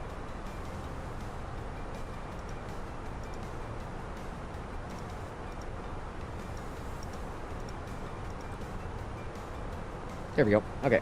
Going back to my old profile I used a long time ago. Uh-oh. There we go. Cool. Back in business, folks.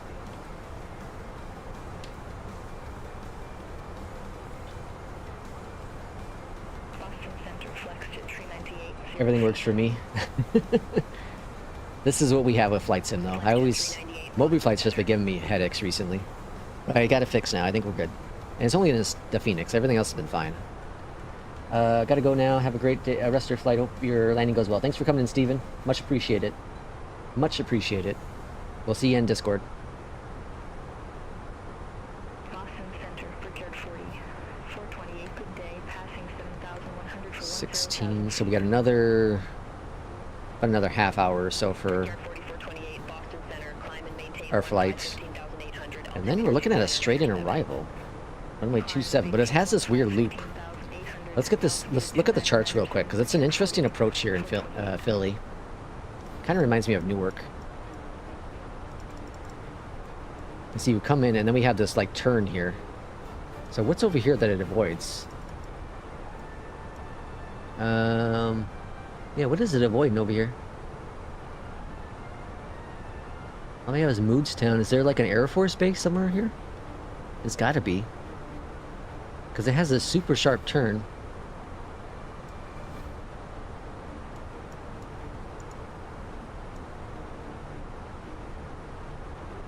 I wonder if this is like a military base. Contact Boston Center 127.65.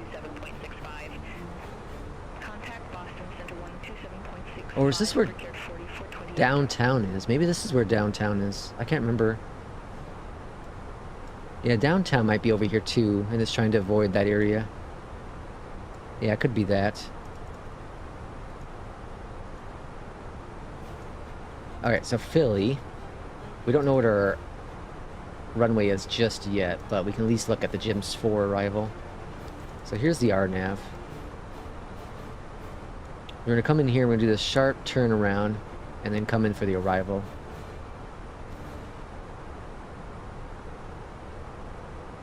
I don't remember if downtown's over here or not. I'm getting twisted.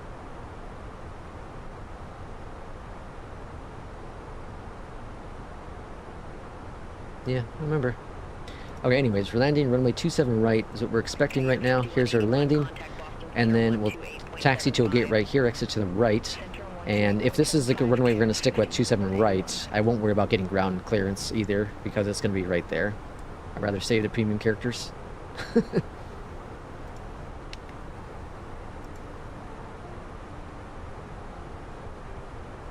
You might move everything this bad? Does the WinWing stuff work in this bad? Like, does the lights and stuff work? Or do you use Sim App Pro? Because you only use the WinWing stuff for the Airbus, right? You don't use it for the Max and stuff like I do.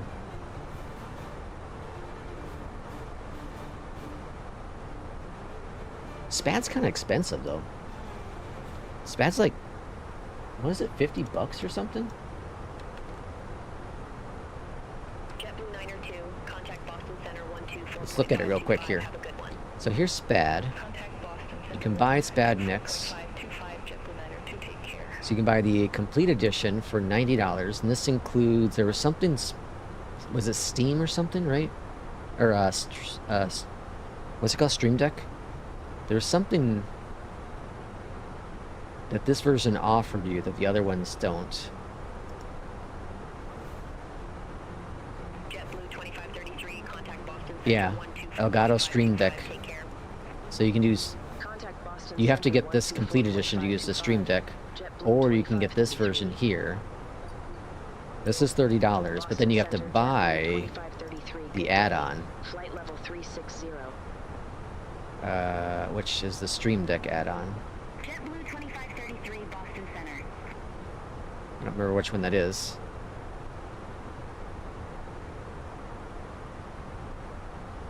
I thought that's how it worked. Yeah, it's kind of expensive. 90 euros. Which one do you have, P2? Do you have just the basic version, or do you have the complete version? I'm assuming you have to have the complete edition.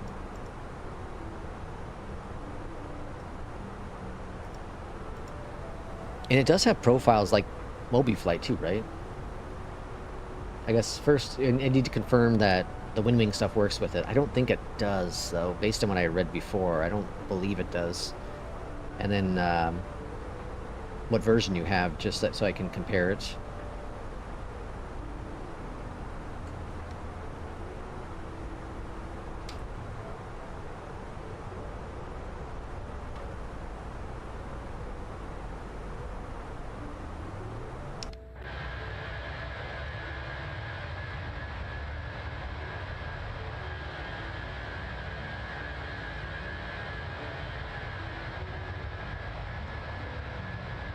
It's a gorgeous sim. X-Plane will never look like this. I'm not being an X-Plane hater. It is interesting. I did read, I was reading on Reddit, and, you know, people were posting photos of X-Plane and how X-Plane has started to look a lot better visually. You know, they've had a improvement with lighting, clouds, etc. The one big thing that's missing, of course, is the photogrammetry that Flight Sim offers. And I don't think that's ever going to change. I don't think they're ever going to partner with Google and get, like, you know, Google Maps and X-Plane. If they did, that could be a that could be it for Flight Sim. I probably not. We're also hearing rumors of Flight Sim may be making its way to the PlayStation 5 soon. I know the rumors happened before, but it would make sense because they brought over a bunch of their Microsoft games, and Flight Sim would be a huge, huge win on the PlayStation. It'd be huge. I would love to see it happen, just for other simmers. 27 right for the landing runway.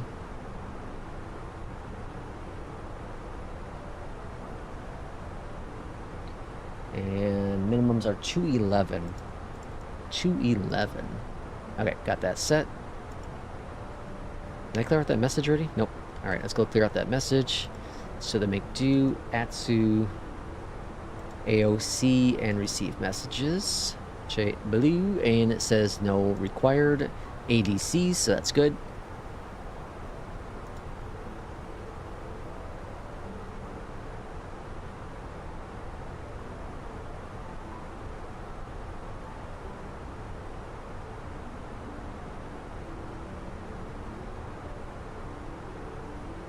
So, let's see. We're expecting arrival in like 30 minutes. I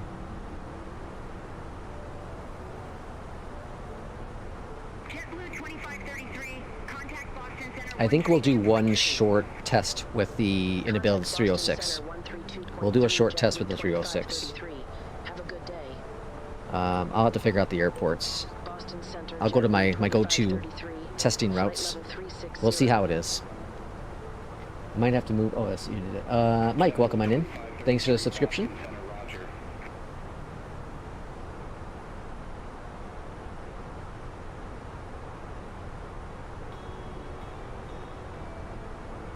Alright, top of descent's right up there. What was the approach plate saying here? Jim's 5. Oh yeah, we didn't have anything. So it's 6,000 there. So I'm going to put in 6,000 because it says 16 to 1,600. Oh wait, yeah, 1,600. So we're going to put in 6,000 for the altitude. Oh, we have that set in the box, just so it's ready to go. We still got about 40 nautical miles to go before we reach top of descent, but always good to be prepared.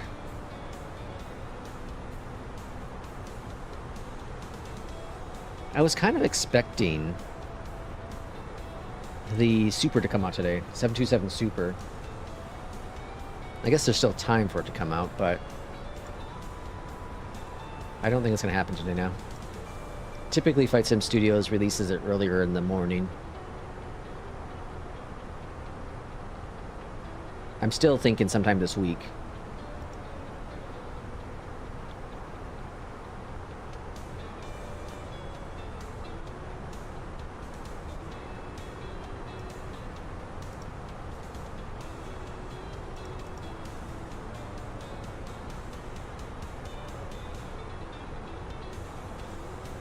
And then we're also expecting the Flight Sim first officer to come out pretty quickly too, the V6.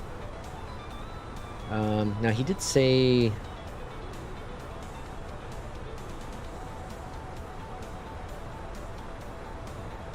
okay, so there was an update for this a couple days back. 33, Boston Center, expect Jim's 4, runway 27 right. We'll expect Jim's 4, runway 27 right, JetBlue 2533. So this was updated on the 20th. The final stages of V6. That they confirmed that they have the ERJ added in and the 350 added in for testing from day 1, so ready to go from there. And what's left before testing? They're targeting this Friday. They're testing or targeting this Friday. 2 items could push us a few days, up to 10 days if needed. So potentially going to get pushed back, but as of right now, this Friday is when he's expecting it to be released. We have new reports here on the post-flight. They have a tutorial. And then some quality pieces. And then some major updates. Major bugs have been found for some things. So, still on track for the 26th, but if anything gets slipped back, no more than 10 days. And then here's what it's going to look like. It's a very interesting new update. Kind of looks like an EFB, right? Nicer, cleaner, more modern looking UI. I'm excited. I haven't touched it in a while. Just because I was having an issue with the key binding.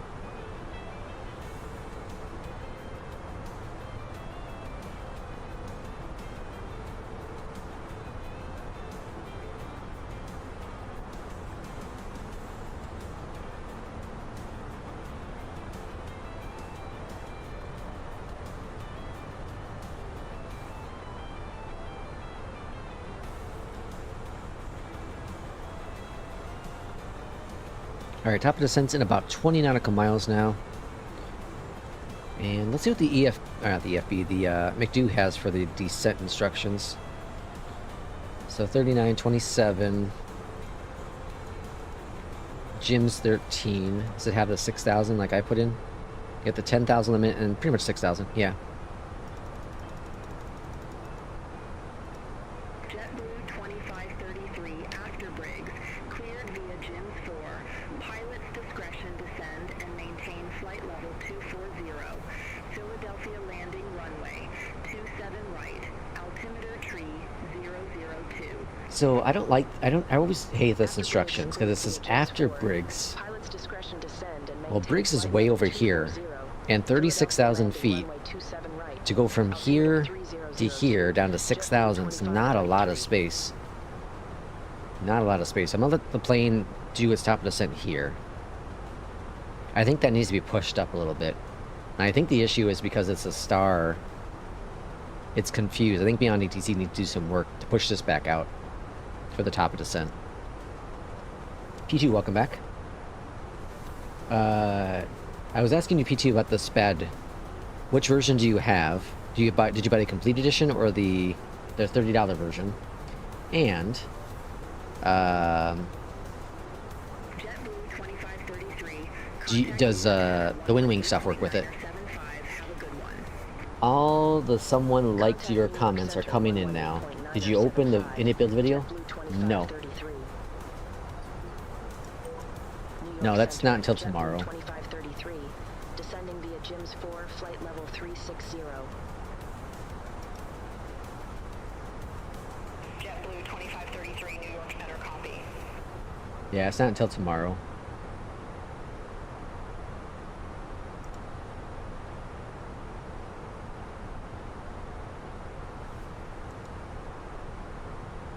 No regular version and version 0.09. Okay, so you have the the $20 version? Just disregard.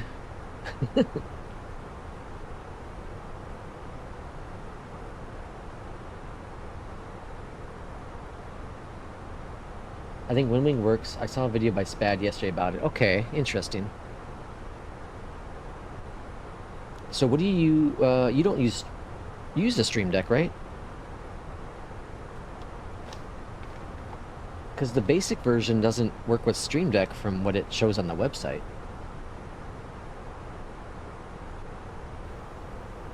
Alright, starting our descent.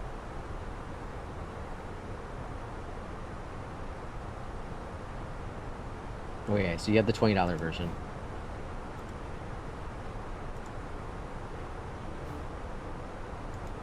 Yeah, when I was on the site, it doesn't look like this, the Stream Deck works with it. So going on the website here, Discovery, this is the flight sim version. This is the version you have. Yeah, see, Elgato Stream Deck Complete Edition only. Complete Edition only. Contact New York Center 128.3 JetBlue 2533. Oh, with the Pilot Deck plugin. Okay, okay, I see what you're saying. New York Center JetBlue 2533, descending via Jims 4. If I could get this version, this here, buy the basic version, then I'd be cool, but... JetBlue 2533, New York Center.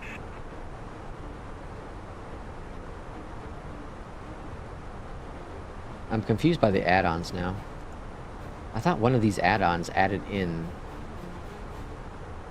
Flight Sim 2024 Stream X-Plane required, included in complete edition. What does that mean? Included? Oh, this is included in the... Okay. What is this?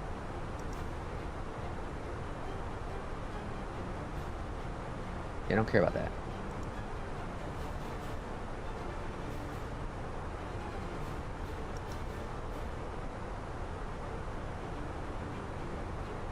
All these are included in that version.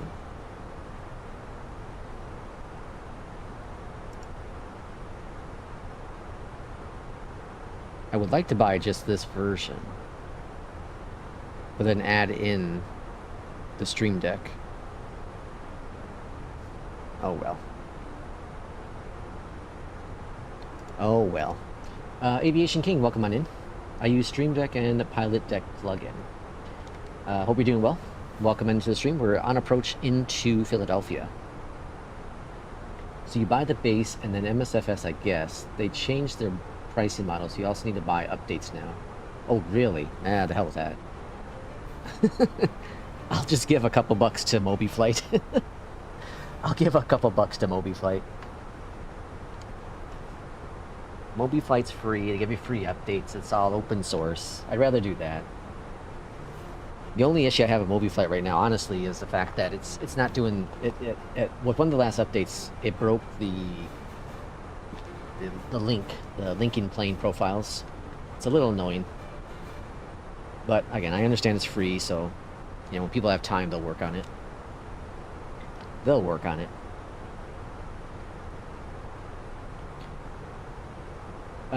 Sim Cadet, welcome in. How did you add the information bar at the top of your screen? That's from Valanta. So I can't see it on my screen. That's only for streaming. It's only for streaming. And it looks like it's also cutting off. Let me fix that.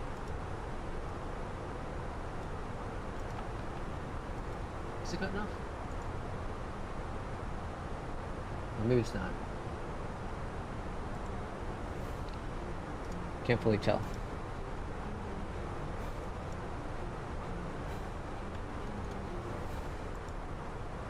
Yeah, it was cutting off. Alright, now it should be fixed. Yeah, that's for streaming only. Let's see. If I can set up my MOSA to correctly map values to sim for accesses, then I will use Mobiflight. I see. Yeah. So what was I looking at the other day? I was looking at, I was looking at the WinWing. WinWing sells a throttle. I'm gonna pull it up here on screen.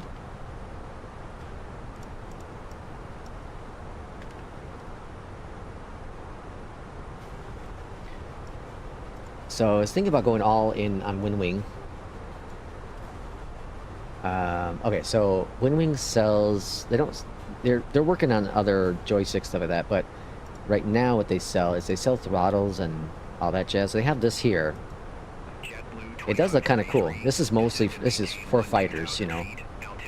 But they sell all this jazz. My concern with it is if it requires. Like, look at the buttons. Oh, man, the buttons would be cool. The billion buttons I could use. This would be so cool. There's just a trillion buttons on here. I love my buttons. But, like, my concern is if you have to use Sim Pro app. Or Sim... What is it called? Sim App Pro. Which is a stupid name for the software. But my concern is you have to use that software. But if I were to go to a different direction, I could go with this, with the control, you know, with the throttle. A lot of streamers, a lot of people, not streamers, but a lot of flight simmers use, like, throttles like this. I know Kip has something like this. I think Two Tone has something like this, too. And then I was possibly considering, if I don't go MOSA, which I probably won't, because MOSA, it's just so damn expensive. I was thinking about going with one of these dudes. I'll go with the high-end stick. But it would be this one here, because of all the buttons. You can buy a whole package that has both of those. Well, they went up in price. It wasn't like that yesterday. It was a lot cheaper. Tariffs? Maybe? I don't know. Or was this... Maybe I was looking at this one. Yeah, here we go. I was looking at this one. So I was thinking about going this direction. But I haven't quite made up my mind yet. I know WinWing's coming out with more airliner stuff, which I'm kind of trying to just wait for that.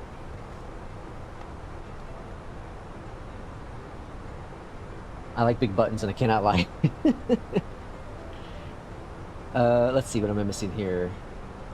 Mobi, best for buttons, bad, best for fine, bad, LVAVs, L-bars, and set accesses. You're gonna get a full setup. I can't even get a Thrustmaster Airbus throttle flap spoiler set. Well, I have right now, I have the Honeycomb Alpha and Bravo, and I love both of them. And I would consider looking at other options, but I'm trying to be very patient with everything I do. Because I know Meridian's going to eventually come up with new stuff. WinWing's coming out with more airliner stuff. And I don't know if I can fully ever adjust to a joystick again. A left-handed joystick, I should say. I don't know if I can ever consistently get good at a left-handed joystick.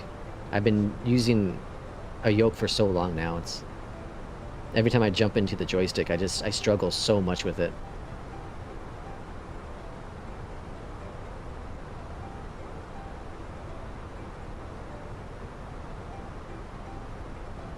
You inspired me to try moving my buttons from SPAD to Mobi today.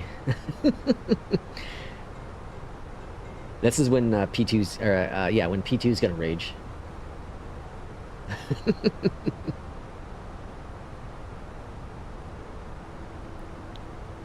I have all my little, what they call them, like light switches on my Alpha, or sorry, my Bravo. There aren't even mapped things. I should try mapping those to more stuff. I just don't know what to map them to. I talk about how I like all my buttons, and then like I have a crap load of buttons I don't even use. All right, 18,000 feet. And altimeter, what was it again? They said it earlier.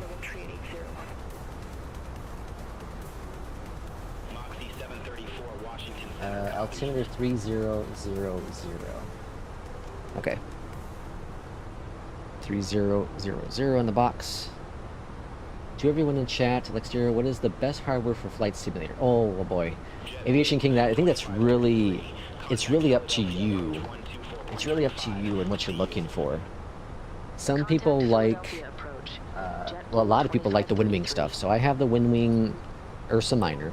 It's a joystick, and I would say that's the best for the price you can get. For the price of it, it's the best you can get. It's a really, really good joystick. It's better than the Thrustmaster Airbus side stick. One thing that people complain about is that the movement is not as you can't move it as much, like the range isn't as much, so it's very sensitive, so you have to dial in your sensitivities and then get used to it. The second thing is the hat switch. I don't like the hat switch personally because it digs in, whereas the Thrustmaster and almost every other controller, peripheral controller out there is it's raised. This one's inside it, and I know why they did it. They got a little magnet on top of it, so it makes it look more like an Airbus stick, real life one. I just, for flight sim and stuff, I just don't like it. It would be really cool as if they had it so that you can twist it a little bit on the inside and then it popped up. That'd be really cool. I'm not sure how the mechanics of that would work, but I think that'd be really, really cool. Outside that, everything else is really, really cool with that. And then there's the Turtlebeach stuff. Turtlebeach has a whole yoke and throttle quadrant built into it for the Xbox and for PC. And I've heard decent things about it. Irishman, I think, had that before, and it kind of went wrong.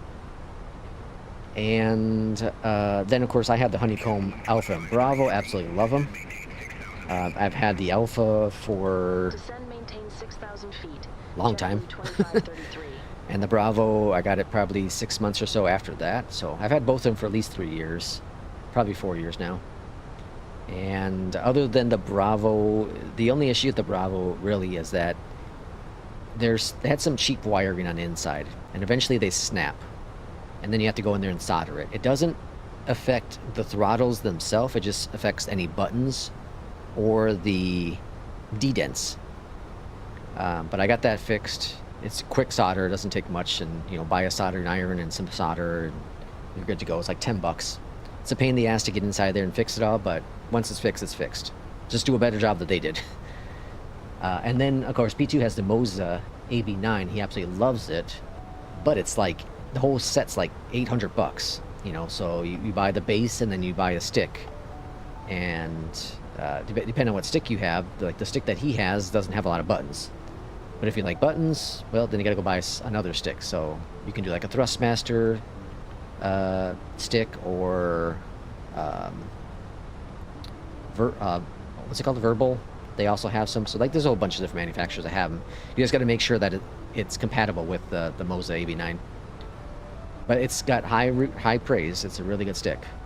It's just really expensive, but it's force feedback as well. All right, coming up on 10,000. Landing lights are coming on.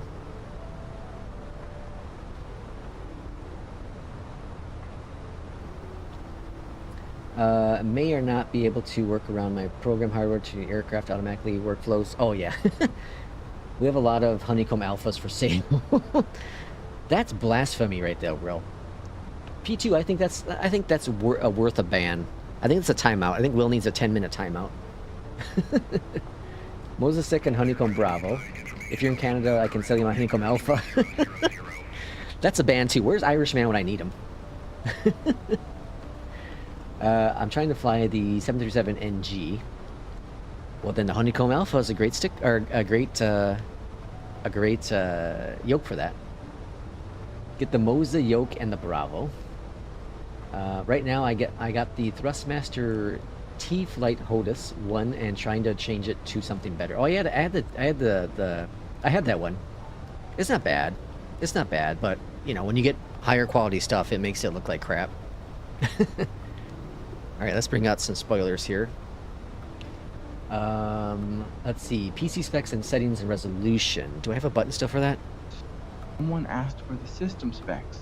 There you This go. dude is running an i7-14700K Slightly up. I haven't updated it yet. paired with the NVIDIA 4080 it's a 5080, not a and 4080. 64 gigabytes of DDR4 RAM. What is it called? Here, Blimey. specs. That's a decent setup. Oh, in case you ask, he also is using a Honeycomb Alpha and Bravo with the Turtlebeach rudder pedals. Resolution is 3440 by 1440. Nate, welcome in. Haven't seen you for a while. I have a flight sim factory mod for the Bravo mod, which gives me D-Dents for the Airbus. Oh, really? Interesting. P2 said I spent 1,000 Canadian on the base plus stick, plus a specific desk mount for it. Holy smokes. The Fenix had an update, just mostly bug fixes, and then the Beyondatc ATC, same thing, just mostly bug fixes. Alright, south heading 320. Passout. Leave south heading 320. Expect radar vectors for visual approach runway 27 right. JetBlue 2533. A little high on this approach. JetBlue 2533, turn left, heading 320, intercept the 27 right localizer, descend, maintain 2,500 feet, vectors for the approach. I'm gonna just maintain our heading currently for a second, Turn left, heading 320. because we're a little high on this intercept the approach. 27 right localizer. Descend, maintain 2,500 And then we're also gonna go over here and activate JetBlue approach mode. 2533. And silence the band as well. JetBlue 2533, And then let's go. 4,800. Descend, maintain 4,800. JetBlue 2533. Okay. Alright, speed's looking better. We're just a little high on this approach. I want to make sure we're not too high on this, on the actual final. American 259, heavy Philadelphia approach, altimeter 3000. Expect the visual approach, runway 27. Alright, we should be able to turn over now, 320, and then intercept the localizer. American 259 heavy. Alright, approach is activated. And spoilers disarmed, speed brakes are armed. Cool, okay. What else we got going on? I sound like a younger Lex. Yeah, I can do idle and full reverse with that mod. Oh, interesting. Irishman, welcome back in. Let's see, the Butterman says I have the same, but with a 9800. Oh, nice. Visual approach. I'm a proud child of the magenta line. Is this the only flight? This is the second flight. We'll do one more flight after this, because I want to showcase updated 306. We'll see if any builds actually did a good update. Let's see, P2 says I have a 7950 with a 7900, 64 gigs of RAM. Happy with the setup. Lex has already done one flight. And then did a flight before this, and then we do flights on New Sky offline. Yep. Yeah, join New Sky if you haven't heard of it. New Sky is a great career mode. Alright, localizer's looking good. A little fast on the approach, but oh, it's good. It's like 1 a.m. over here, so I'm gonna head out. Well, thanks for coming in, Aviation King. We'll see you for the next stream. And Butterman, thank you for the subscription. Your Majesty. Alright, all looking grand there. Let's go to LS here. 10 here. Oh, sorry. Wasn't paying attention. We're looking for the field. JetBlue 2533. Where the hell is the field? Should be like right ahead of us. I don't see it. Right there? Another subscriber. I don't see it. We have the field in sight, JetBlue 2533. I don't quite 100% see it, but I think it's because it hasn't spawned in yet. Cleared visual approach runway 27 right. Cleared visual approach 27 right. Let's see, JetBlue NVIDIA GeForce 2533. 8500 thanks for subscription. Welcome on in. Philadelphia approach, Brickyard 40, 450, 17,000 feet. We have hotel on board. Oh, there it is. Okay, I can see it now. We're good now.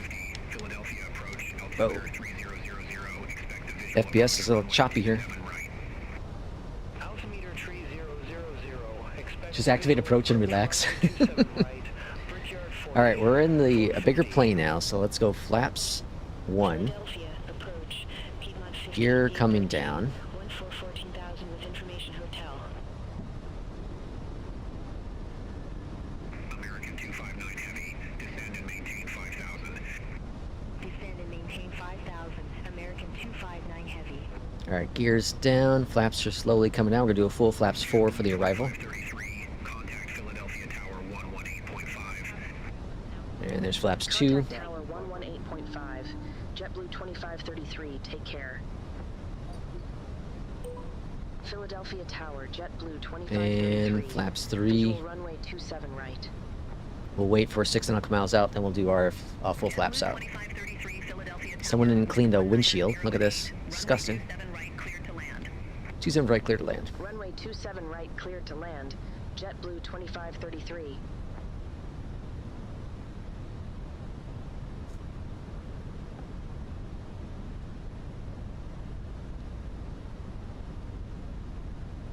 Alright, all's looking stable. And full flaps.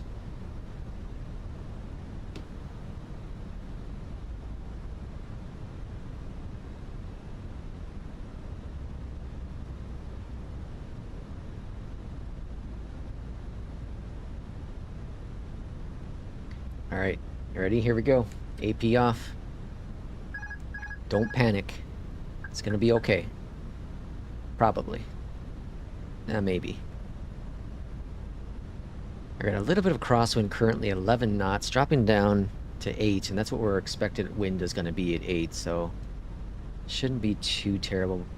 It's going to push us off just a little bit.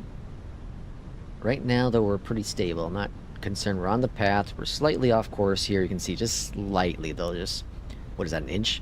Not even. Alright, a little high, so let's drop that nose down.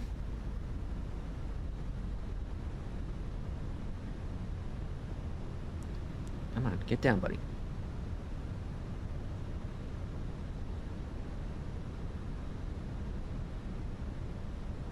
A lot high now.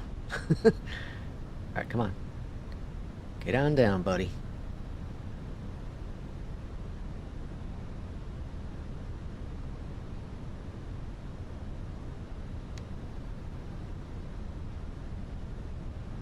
Alright, that's better. 1,000. Alright, we also have to hit within the touchdown zone with New Sky, or close to, because we get graded on that touchdown. Alright, that should be better. A little aggressive on that, but I wasn't focused on the altitude as much as I should have been.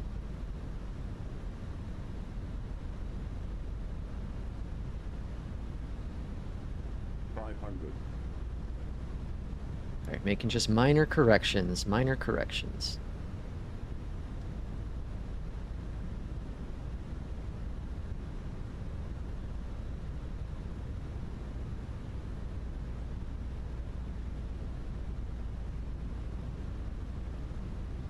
Above.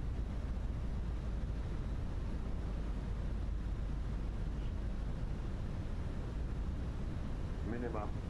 Landing.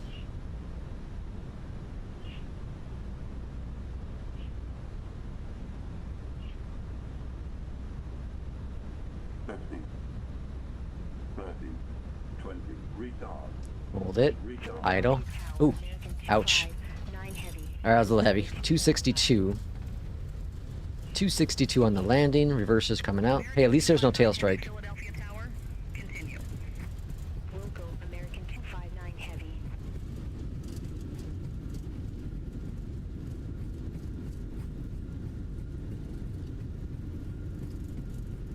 All right, looking good. Stabilized. 80 knots. Flaps coming up. And spoilers are disarmed. Welcome to Philly. That was a good flight. Pretty calm. We'll take this one here. Exit right at Kilo 5. Tell me what to do. Exit right at Kilo 5, JetBlue 2533. Alright, landing lights are off. And we're JetBlue, so I'm not sure where. We'll just find a gate. We'll get ready for the third flight, I guess it'd be. JetBlue 2533. Contact The next one we're going to do is, we'll do our my traditional testing flight. We'll do Orlando to Tampa. Orlando to Tampa.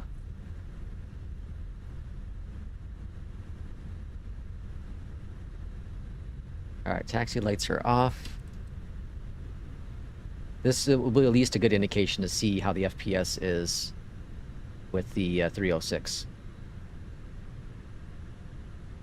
Alright, parking brake is set. I'm going to kill out Beyond ATC because it's taking on my frames here in Philly. Alright, over here to the left. Let's go here. Phoenix, Mass and ground. Look at all these doors. Chocks, jetways connected. External power is on. Normal, and then off for that jazz. And then we'll see what we got with New Sky. Alright, close to flight. We got a 10. Made Irishman a good 10 on there. Redeemed ourselves. Made $23,000. Not bad. Not bad at all. So a little hard on the landing. 262. G's are 1.3. So again, a little bit aggressive, but could have been a lot worse. Could have been a lot worse. All right, let's go ahead and restart the sim. Let's go download the new update. Oh man, I gotta go download everything actually. Now that I think about it. Let's see. Most time I'll just... Let's see. What does it say? Most time I'll be a butter all the time. Irishman says, uh-oh. Okay, so let's close out of Atmos. Let's close out of Mobiflight. Save that profile. Close the IMAX. And then, let me launch up the init builds.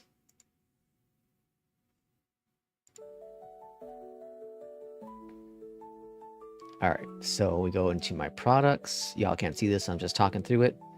And then compatible version, we're going to uninstall. Confirm.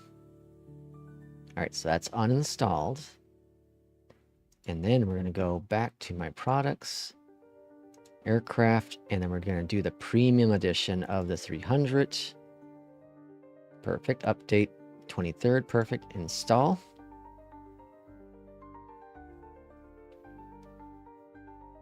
Let's see. Luckily, my chiropractor is a young woman giving me an excuse to visit her again. Jeez.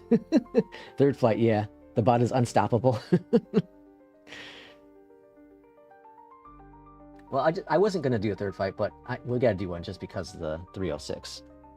This will determine if that video is going to come out. If the quality of this plane is still a piece of, you know, then we won't, then we'll have a video tomorrow.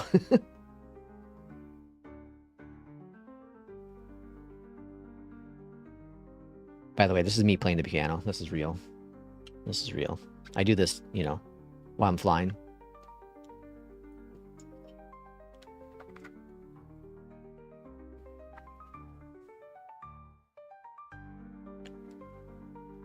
It is also interesting that I was able to get two flights in 2.5 hours, where a lot of streamers like takes them 4 hours to get 2 flights in. All right, let's go back, and then we're going to do liveries next. So liveries for the 306 for the premium edition. We're just going to go ahead and grab that FedEx one to start off with. And that's installing. Okay, that's good. And then just real quick, I'm going to go to aircraft, premium version. They don't have like a low quality version, huh? That's weird. All right, let's start up the sim. And then while the sim's starting up, I'm gonna go ahead and book a flight with, or actually we can't, right? We don't have the 306. Do we? I don't think we do.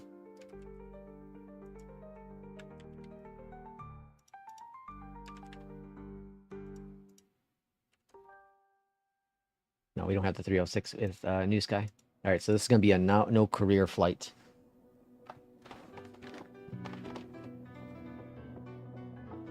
I suppose I could get SimBrief going. So SimBrief in it. Dispatch, my flight plan. And we're gonna do FedEx. And we're gonna do 516, departing from Orlando, going to Tampa. And we're doing the Airbus 300 freighter. And I think we're taking the GE engines. Runway 36 for departure.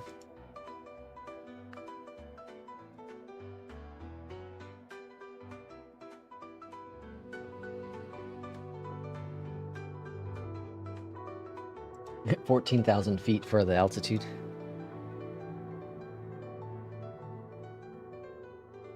All right, more than anything, this is going to be it's just going to be an FPS tester.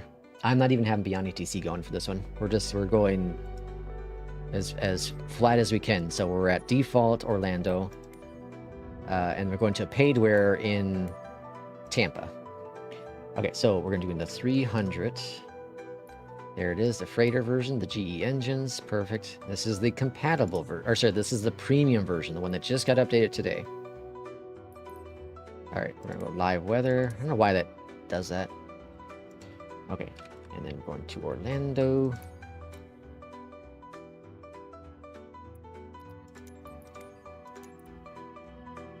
And then runway 36 right for departure. That's right there. Where's cargo at? I don't even know where cargo is. It's probably way over somewhere else. Oh, is cargo over here? Yeah, cargo's over here, I think. Yeah, cargo's here. Perfect. So 36 is right there. We'll park here at cargo. And then let's load in. This might take a moment. I probably should have cleared out the WASM folder now that I think about it, but oh well. Most users won't think about that kind of stuff. Won't have to. So in theory, they should not have, that should not be an issue.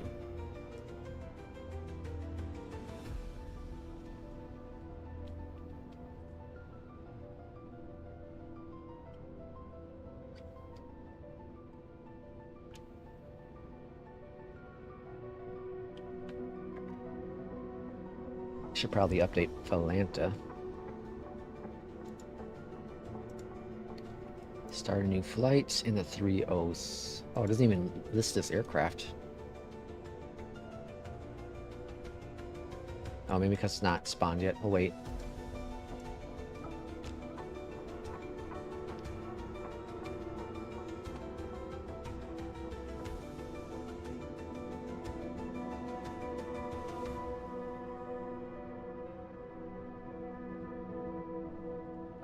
Okay, so reminder, no stream until maybe Sunday.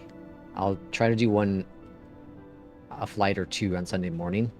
And then next week, we'll see about next week. It might be a week before the next stream.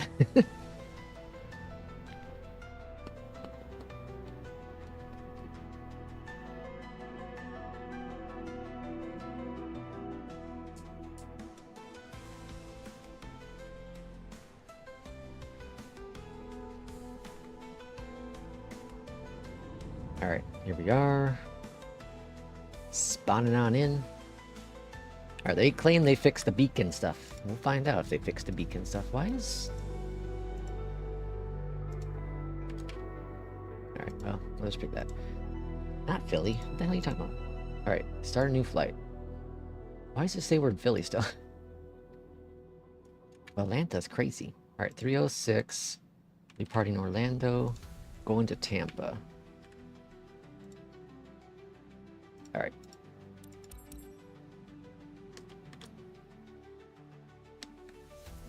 Okie dokie. Let's go over here. This dude. Go to my flights. Import it. Cool. Weight and balances. We're going to go to postal. We're going to update from SimBrief and apply to the aircraft.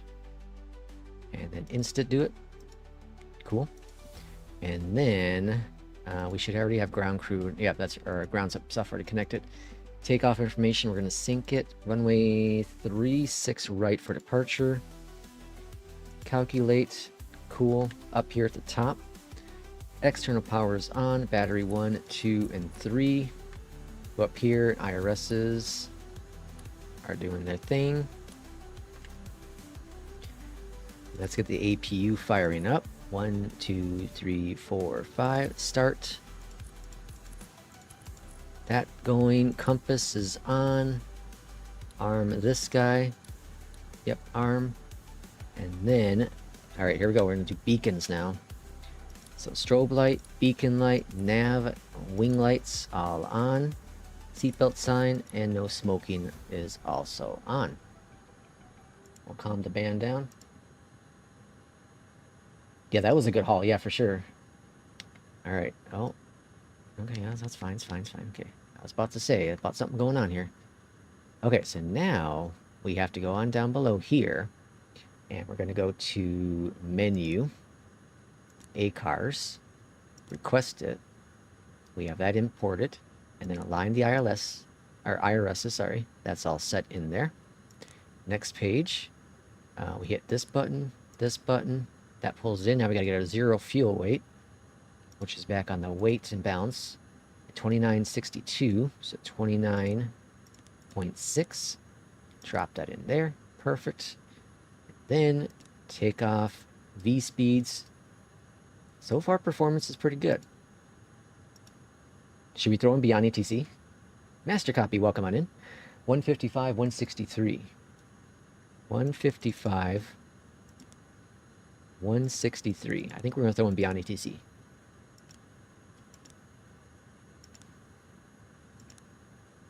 Oh my gosh. Clear. Clear. Okay. Yeah, performance so far, it's looking much, much, much better. I'm giving the props when I can. It's looking a lot better. All right, we're launching Beyond ATC. I'm going to get Atmos going in the background too.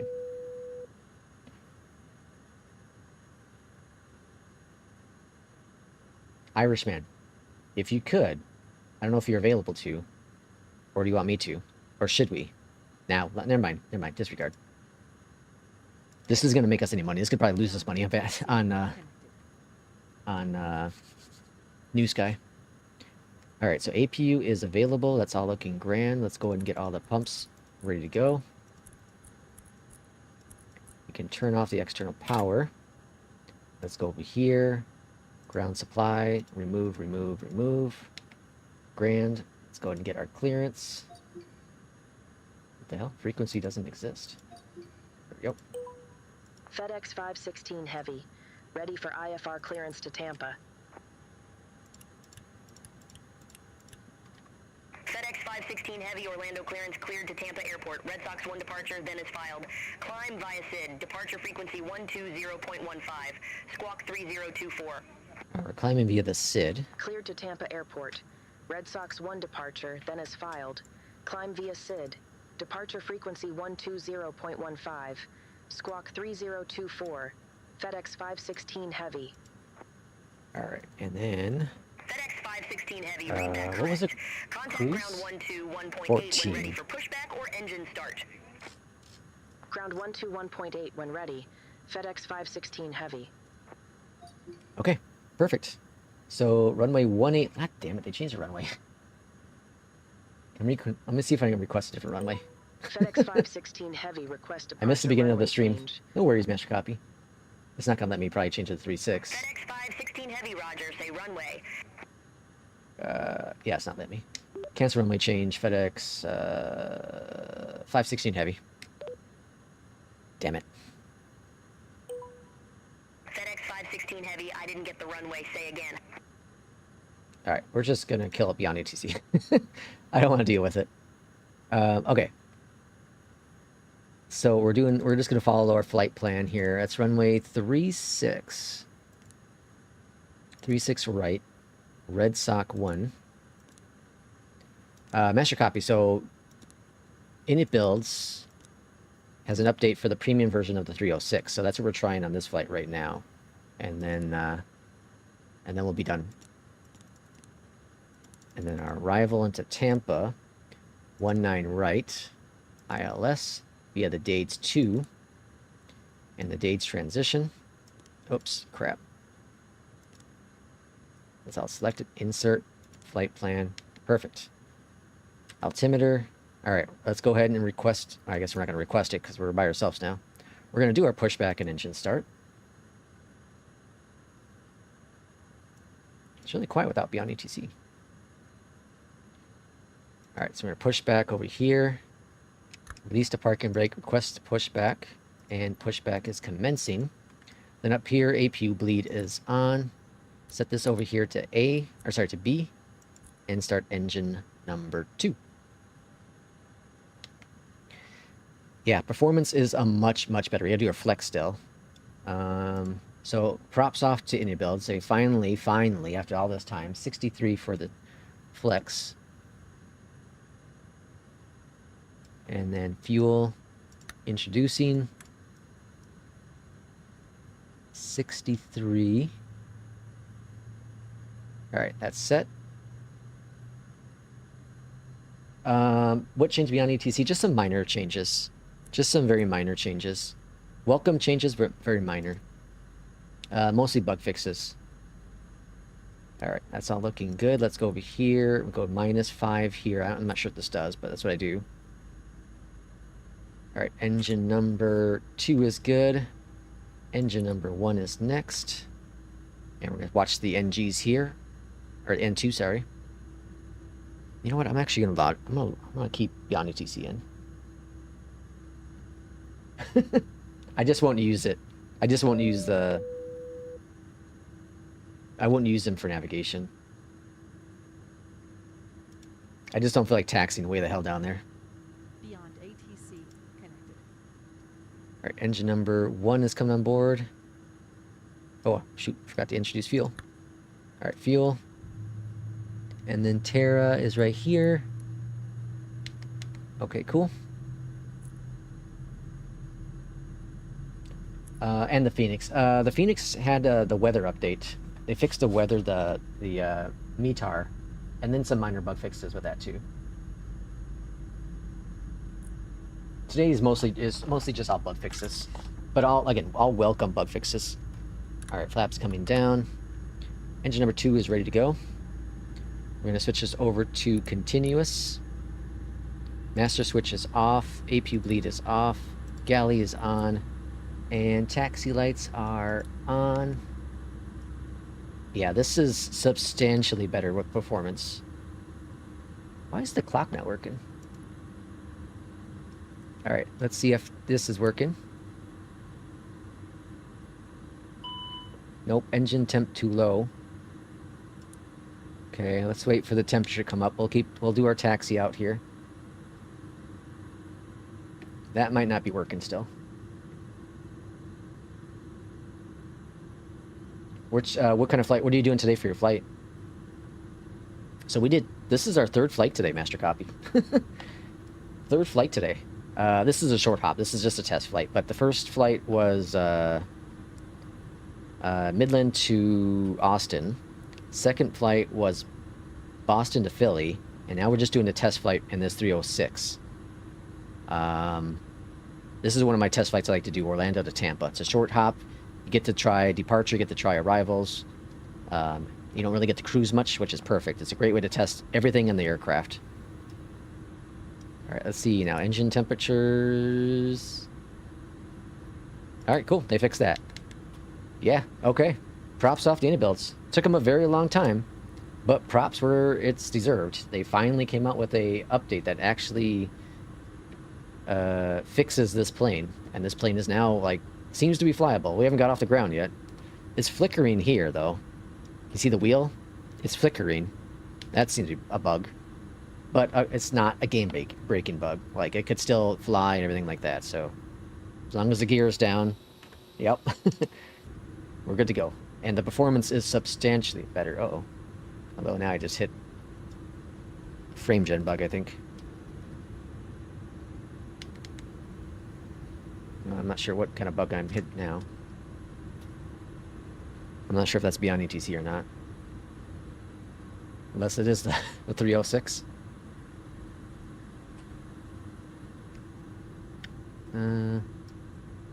No, okay. It was just flight sim being weird. Must have been when I turned this direction. It had to correct itself. All right, we're going over to runway 36. And then I'm going to switch my comms over to departure. Let's go to center. We'll just go to center. Just so we have some background noise. Alright, all looking good. We'll hit the runway here. Landing lights. Here's the next thing we're going to test to see if any of these lights cause bugs. That's all looking good.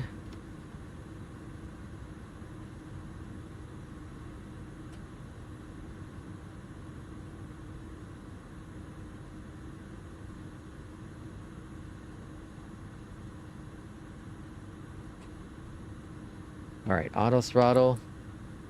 Throttle's coming up.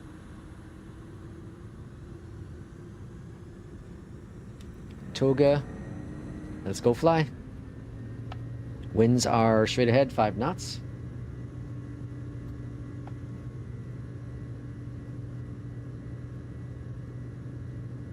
Alright, sounds are good. I'm not hearing that dunk, dunk, dunk, dunk, which I used to hear in the 306. That's cool. So it looks like they adjusted the sounds too.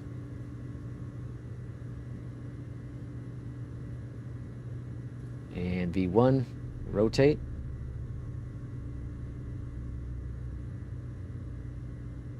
Okay, very, very good. Positive rate, gear going up.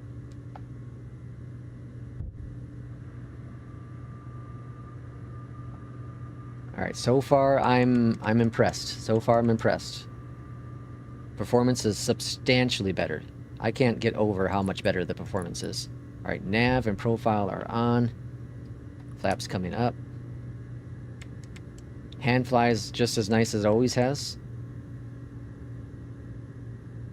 Does the spoilers automatically disarm? No. Okay. And gear are full flaps up. Yeah, so far I'm very, very impressed. This is a substantially better handling plane, or not, performance. Substantially better.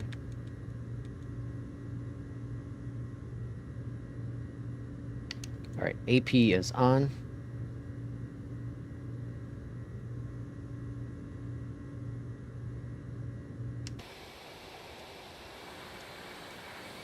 Yeah, it's a little rough panning, but that's beyond ETC, and that's Orlando. United 1197, looking to pick up our clearance to Newark Liberty. Yeah, I'm pretty sure that's beyond ETC with the traffic. Orlando clearance, clear carry, Raposa free, cleared to Newark Liberty, for departure via transition, then is filed. Climb via side, departure frequency 120.15, squawk 6702. Cleared to Newark Liberty, Fatty for departure. The up transition. Coming up on 6,000 feet. Departure frequency 120.15, squawk 6702, United 1197. Is that beyond ETC causing that traffic? United 1197, read back correct, contact ground 121.8 when ready for pushback or engine. I don't know, like... Ground 121.8 when ready for pushback. Yeah, it has to be. Okay. Have a good day. It's once it stabilizes, it's fine. It's just, it has this issue where it struggles for a little bit. I don't know if it was doing... Oh, whoa, what's going on there? Crazy lighting. Alright, coming up on 8,000 feet. Again, this is a super short hop. Super short hop.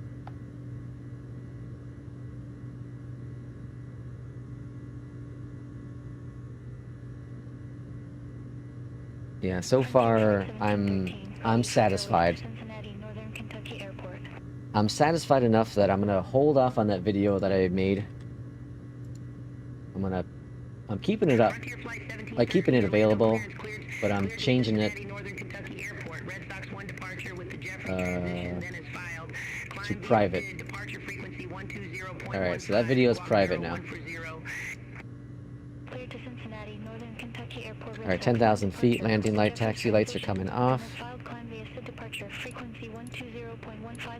And maybe I'll just adjust that video. Taxi lights, landing lights are all off. Runway lights are off.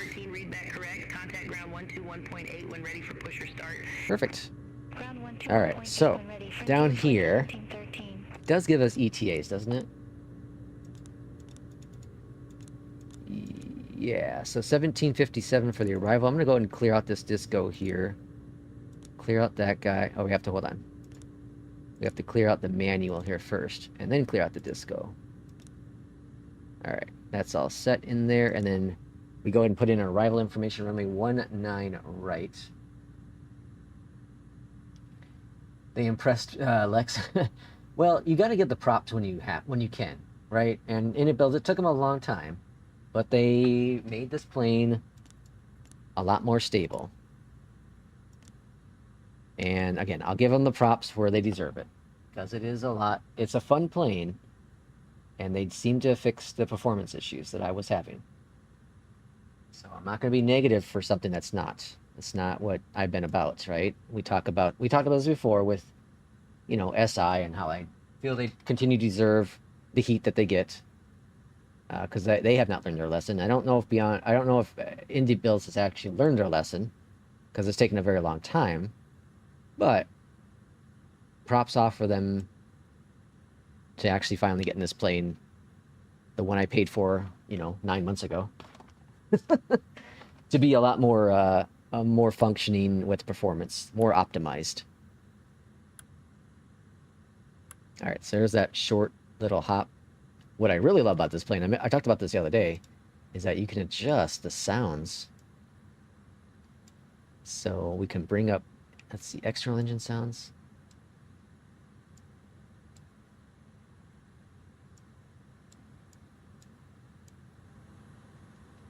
There's wind.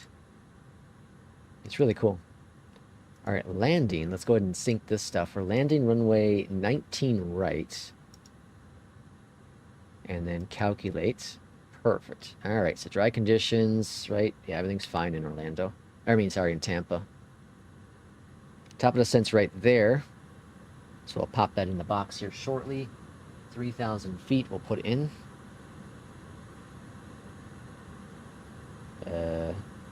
It's a little loud now. Let me adjust it. Let's see, which one is it? Ambient? Yeah.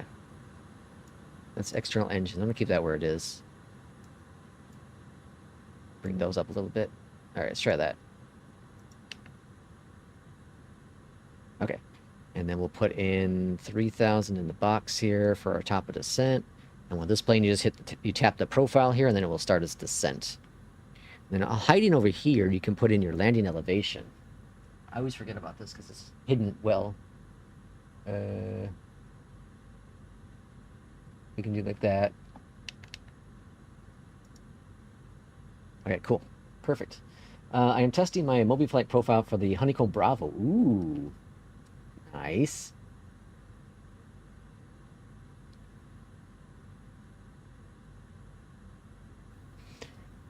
Oh, 3 hours of flying. It's my day off, folks. I'm working too much. I'm working to please you all. This is fun, though. I was going to do these flights probably, you know, not all of these flights. I was going to do these flights eventually throughout the day, but I always like doing these streams and have these conversations with y'all. And it's cool to experiment with these updates. You know, as we talked, we had the Beyondatc, we had the Fenix today. And now all of a sudden we got the 306. So I bet you 757 Spy will be flying this on Thursday. Bet you'll be flying it on Thursday. Switch over to Tampa approach.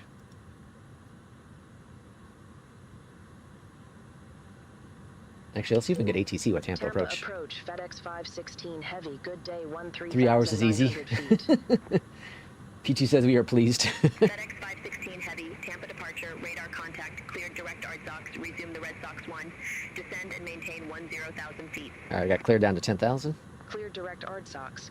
Resume the Red ARDSOX? Sox 1. Descend and maintain 10,000 the ARDSOX. feet. FedEx 516 heavy.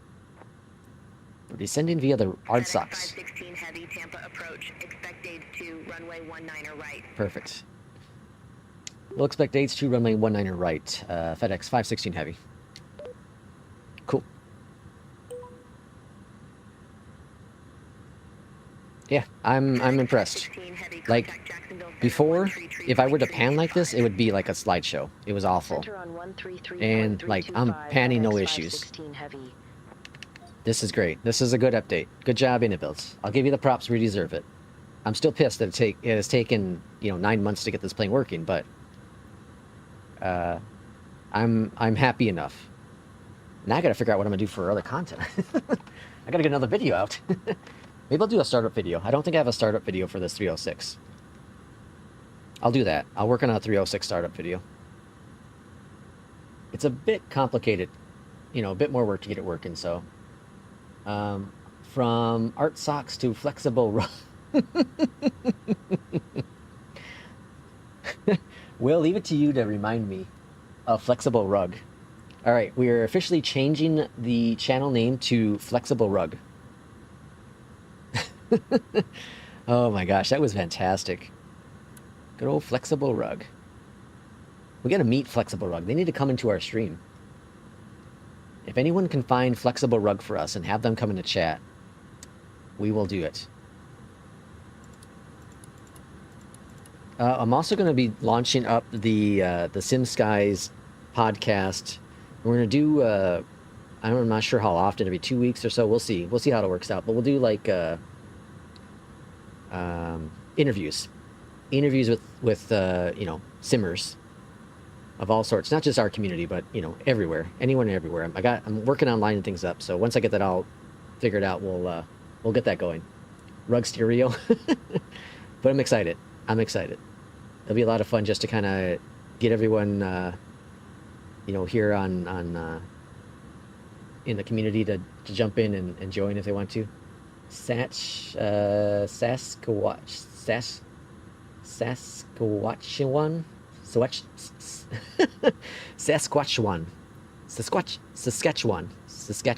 Yes, Saskatchewan.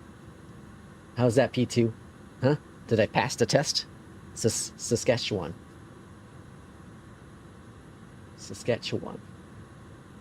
Obi-Wan.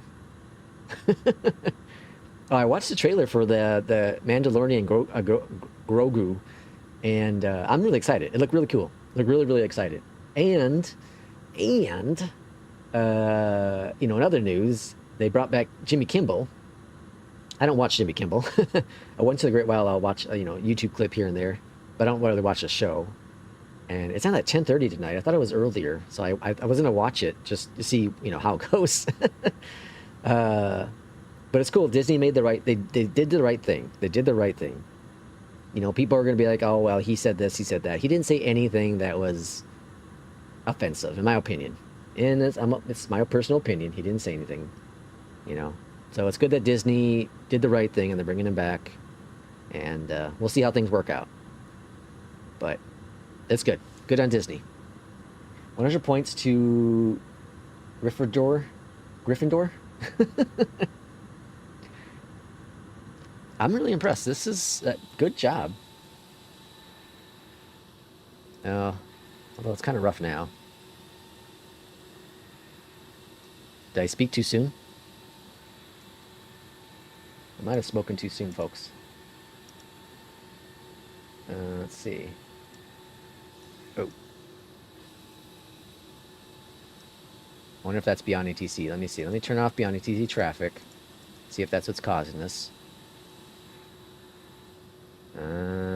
Nope. Still got the stutters. I don't know, folks. You're seeing it live right here. Oh, it's back. Maybe it's frame gen just bugging out. All right, let's not criticize Inabuilds if it's frame gen. Might be frame gen. Master Copy still not renewing your subscription. I was giving them until the end of this week. That was what they were getting. If they lightning, don't you see that? Oh snap! If they didn't do the right thing, I was going to cancel that subscription. But they did the right thing. So if they do the wrong thing and pull them again or something, then I'll see you in the morning. I'll watch the monologue in the morning. We'll see what happens. We'll see what happens. But again, good on them. Good on them. And Inabuild seems to have done a good job here too. I think that's FrameGen that's goofing up. It's 70% of my VRAM, so I think it's FrameGen just goofing up right now.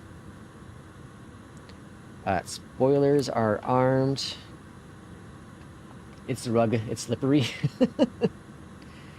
All right, we are about 10 nautical miles here from entering the final approach.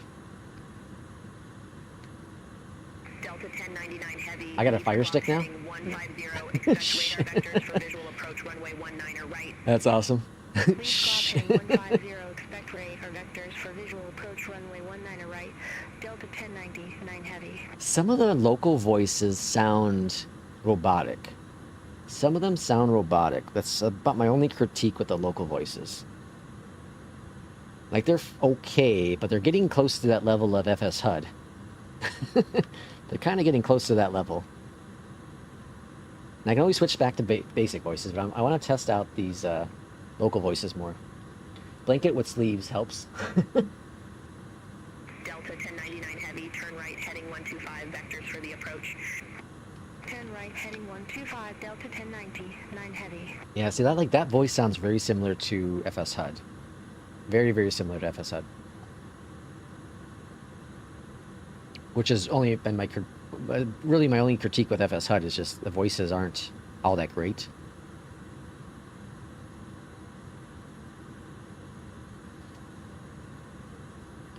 Alright, so we're landing runway 19 right here, and 19 right, where's cargo here? Cargo's on the other side. I guess we'll taxi around. Delta 1099 heavy, turn right. We'll taxi around, see how the performance is on the ground here in Tampa. But this initial test is showing some promise. Fire stick can play flight sim. Alright, looking good. Let's go ahead and go to land. Oh, guess we can't yet. We're still not on the localizer. Although, maybe we are. It says Cat 2. This plane's too old for me to know. Alright, let's go ahead and we're 10 nautical miles out. Let's do our first notch of flaps. Matthew, back in time for landing. Perfect timing. Perfect timing. We'll see what our landing rate is for Valanta.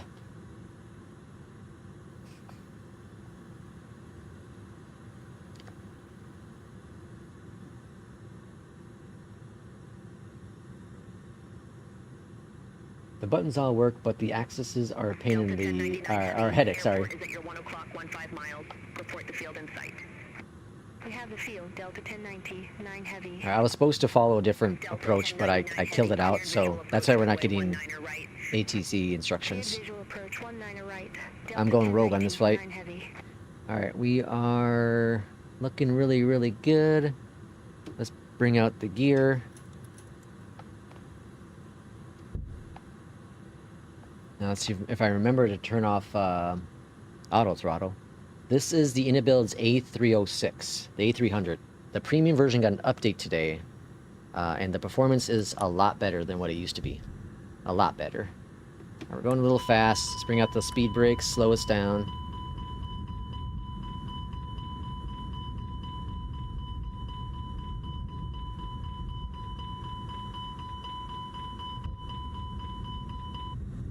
Alright, looking good. Gears down, 3 green. We're not slowing down much here, though. Oh, because I have the speed set up, that's why. Helps if I lower the speed. You idiot. Alright, spoilers are disarmed. Flaps coming down, and speed brakes are armed.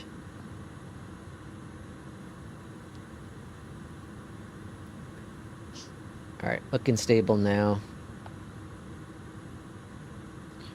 And flaps a little fast, that's right. Which one's the...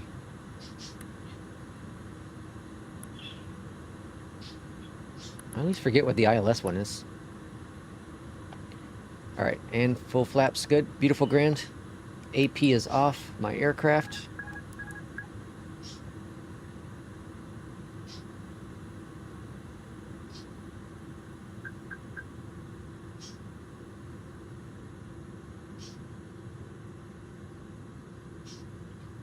Bring that nose up just a little bit.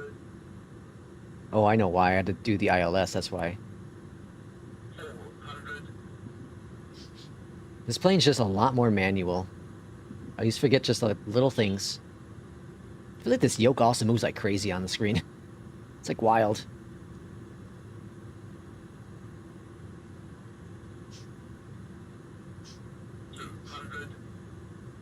Alright, we're gonna disable auto throttle. Oh, hold on. Shoot, did I just... I don't know if I did or not. Alright, did now. FedEx 516 Heavy. You've not yet started your descent. Unable. Alright, it's fine.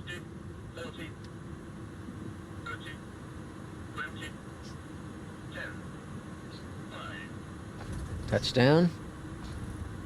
Alright, reversers. I hit the wrong button for the turn off auto throttle. Well, those sounds are cool now. Reverser sounds very, very nice. Yeah, performance is a lot better. A lot better. It's night and day, dude. Night and day. Alright, welcome to Tampa. Night and day. Kind of ticks me off. I'm gonna make a video about how I made a video that I can't now post and rant about. Uh-oh. Missed my turn. Alright, landing lights are coming off.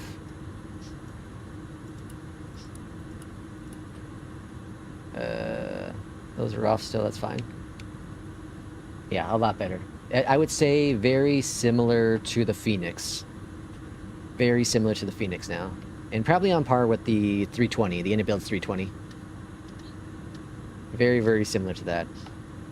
I did uninstall, because I was pissed off, I did uninstall the Detroit in-builds.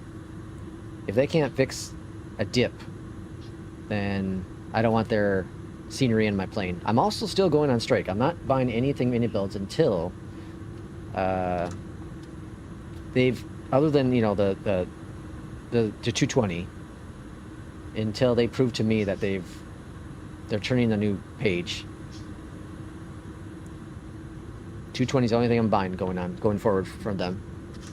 If it's good. If it's good. Will, thanks for coming in. We'll see you for the next one. Probably Sunday. Probably Sunday. We'll try to do another group flight on Sunday. Probably not two. Probably just one. But thanks for coming in, Will. Hopefully the new job's going great. Turn that off there. Yeah, this is pretty good. Like I'm getting my 100 FPS, 55% of the GPU usage, 80% of VRAM usage. So yeah, I'm gonna mess with the VRAM setting in auto FPS, because you can use, like, what is it called, GPU Z, and combine that with auto FPS, and that's supposed to help with the VRAM. So I'm gonna do some testing with that. But I'll do a startup video on this, because I'll look through my library first, see if I have one. But I'll do a startup video for this, and then maybe I'll do a video on the auto FPS.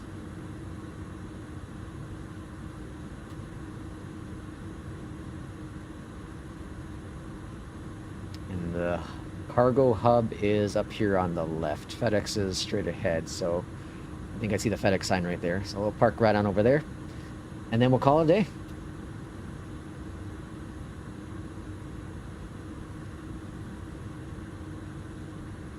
That's 3 good flights. I need to go eat.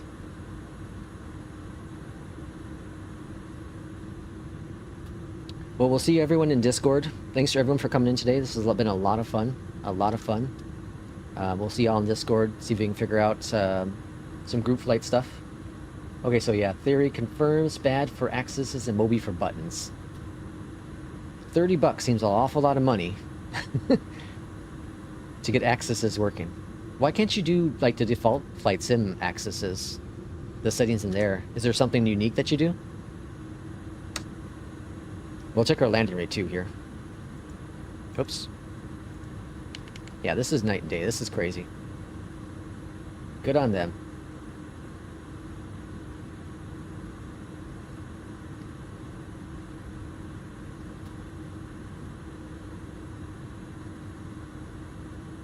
Yeah, master copy. When you join us next time, don't listen to P2. Don't hit any buttons that he says.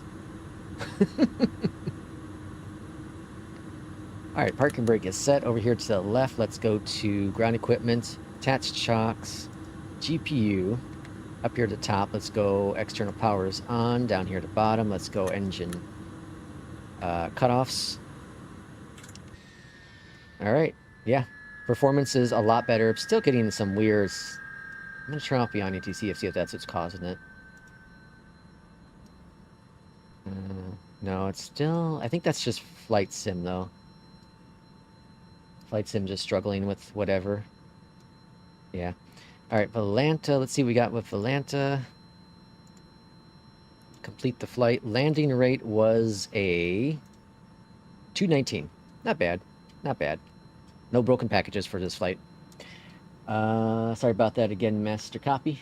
Because I took too much Tylenol growing up. And okay, cool. Well, we'll end today's stream here. Thanks, everyone, for coming in. And 3 really good flights. The Fenix is just as good as always. Beyondatc, not bad, not bad. Had some issues with the voices happening, but overall, really, really good vectors and all that jazz. And the Inabilis 306 Premium has significantly been improved with performance and optimization. So it's still heavy on frames, but similar, I would say, to the 777 and the Fenix itself. And probably on par with the 350, honestly. But no WASM crashes, so I guess that's positive. We'll see everyone in Discord. If you don't have access to our Discord, come on, join in. Have a lot of good time in there. And thank you, Irishman, for setting up this route for New Sky for us today. And we'll see everyone hopefully on Sunday. Take care.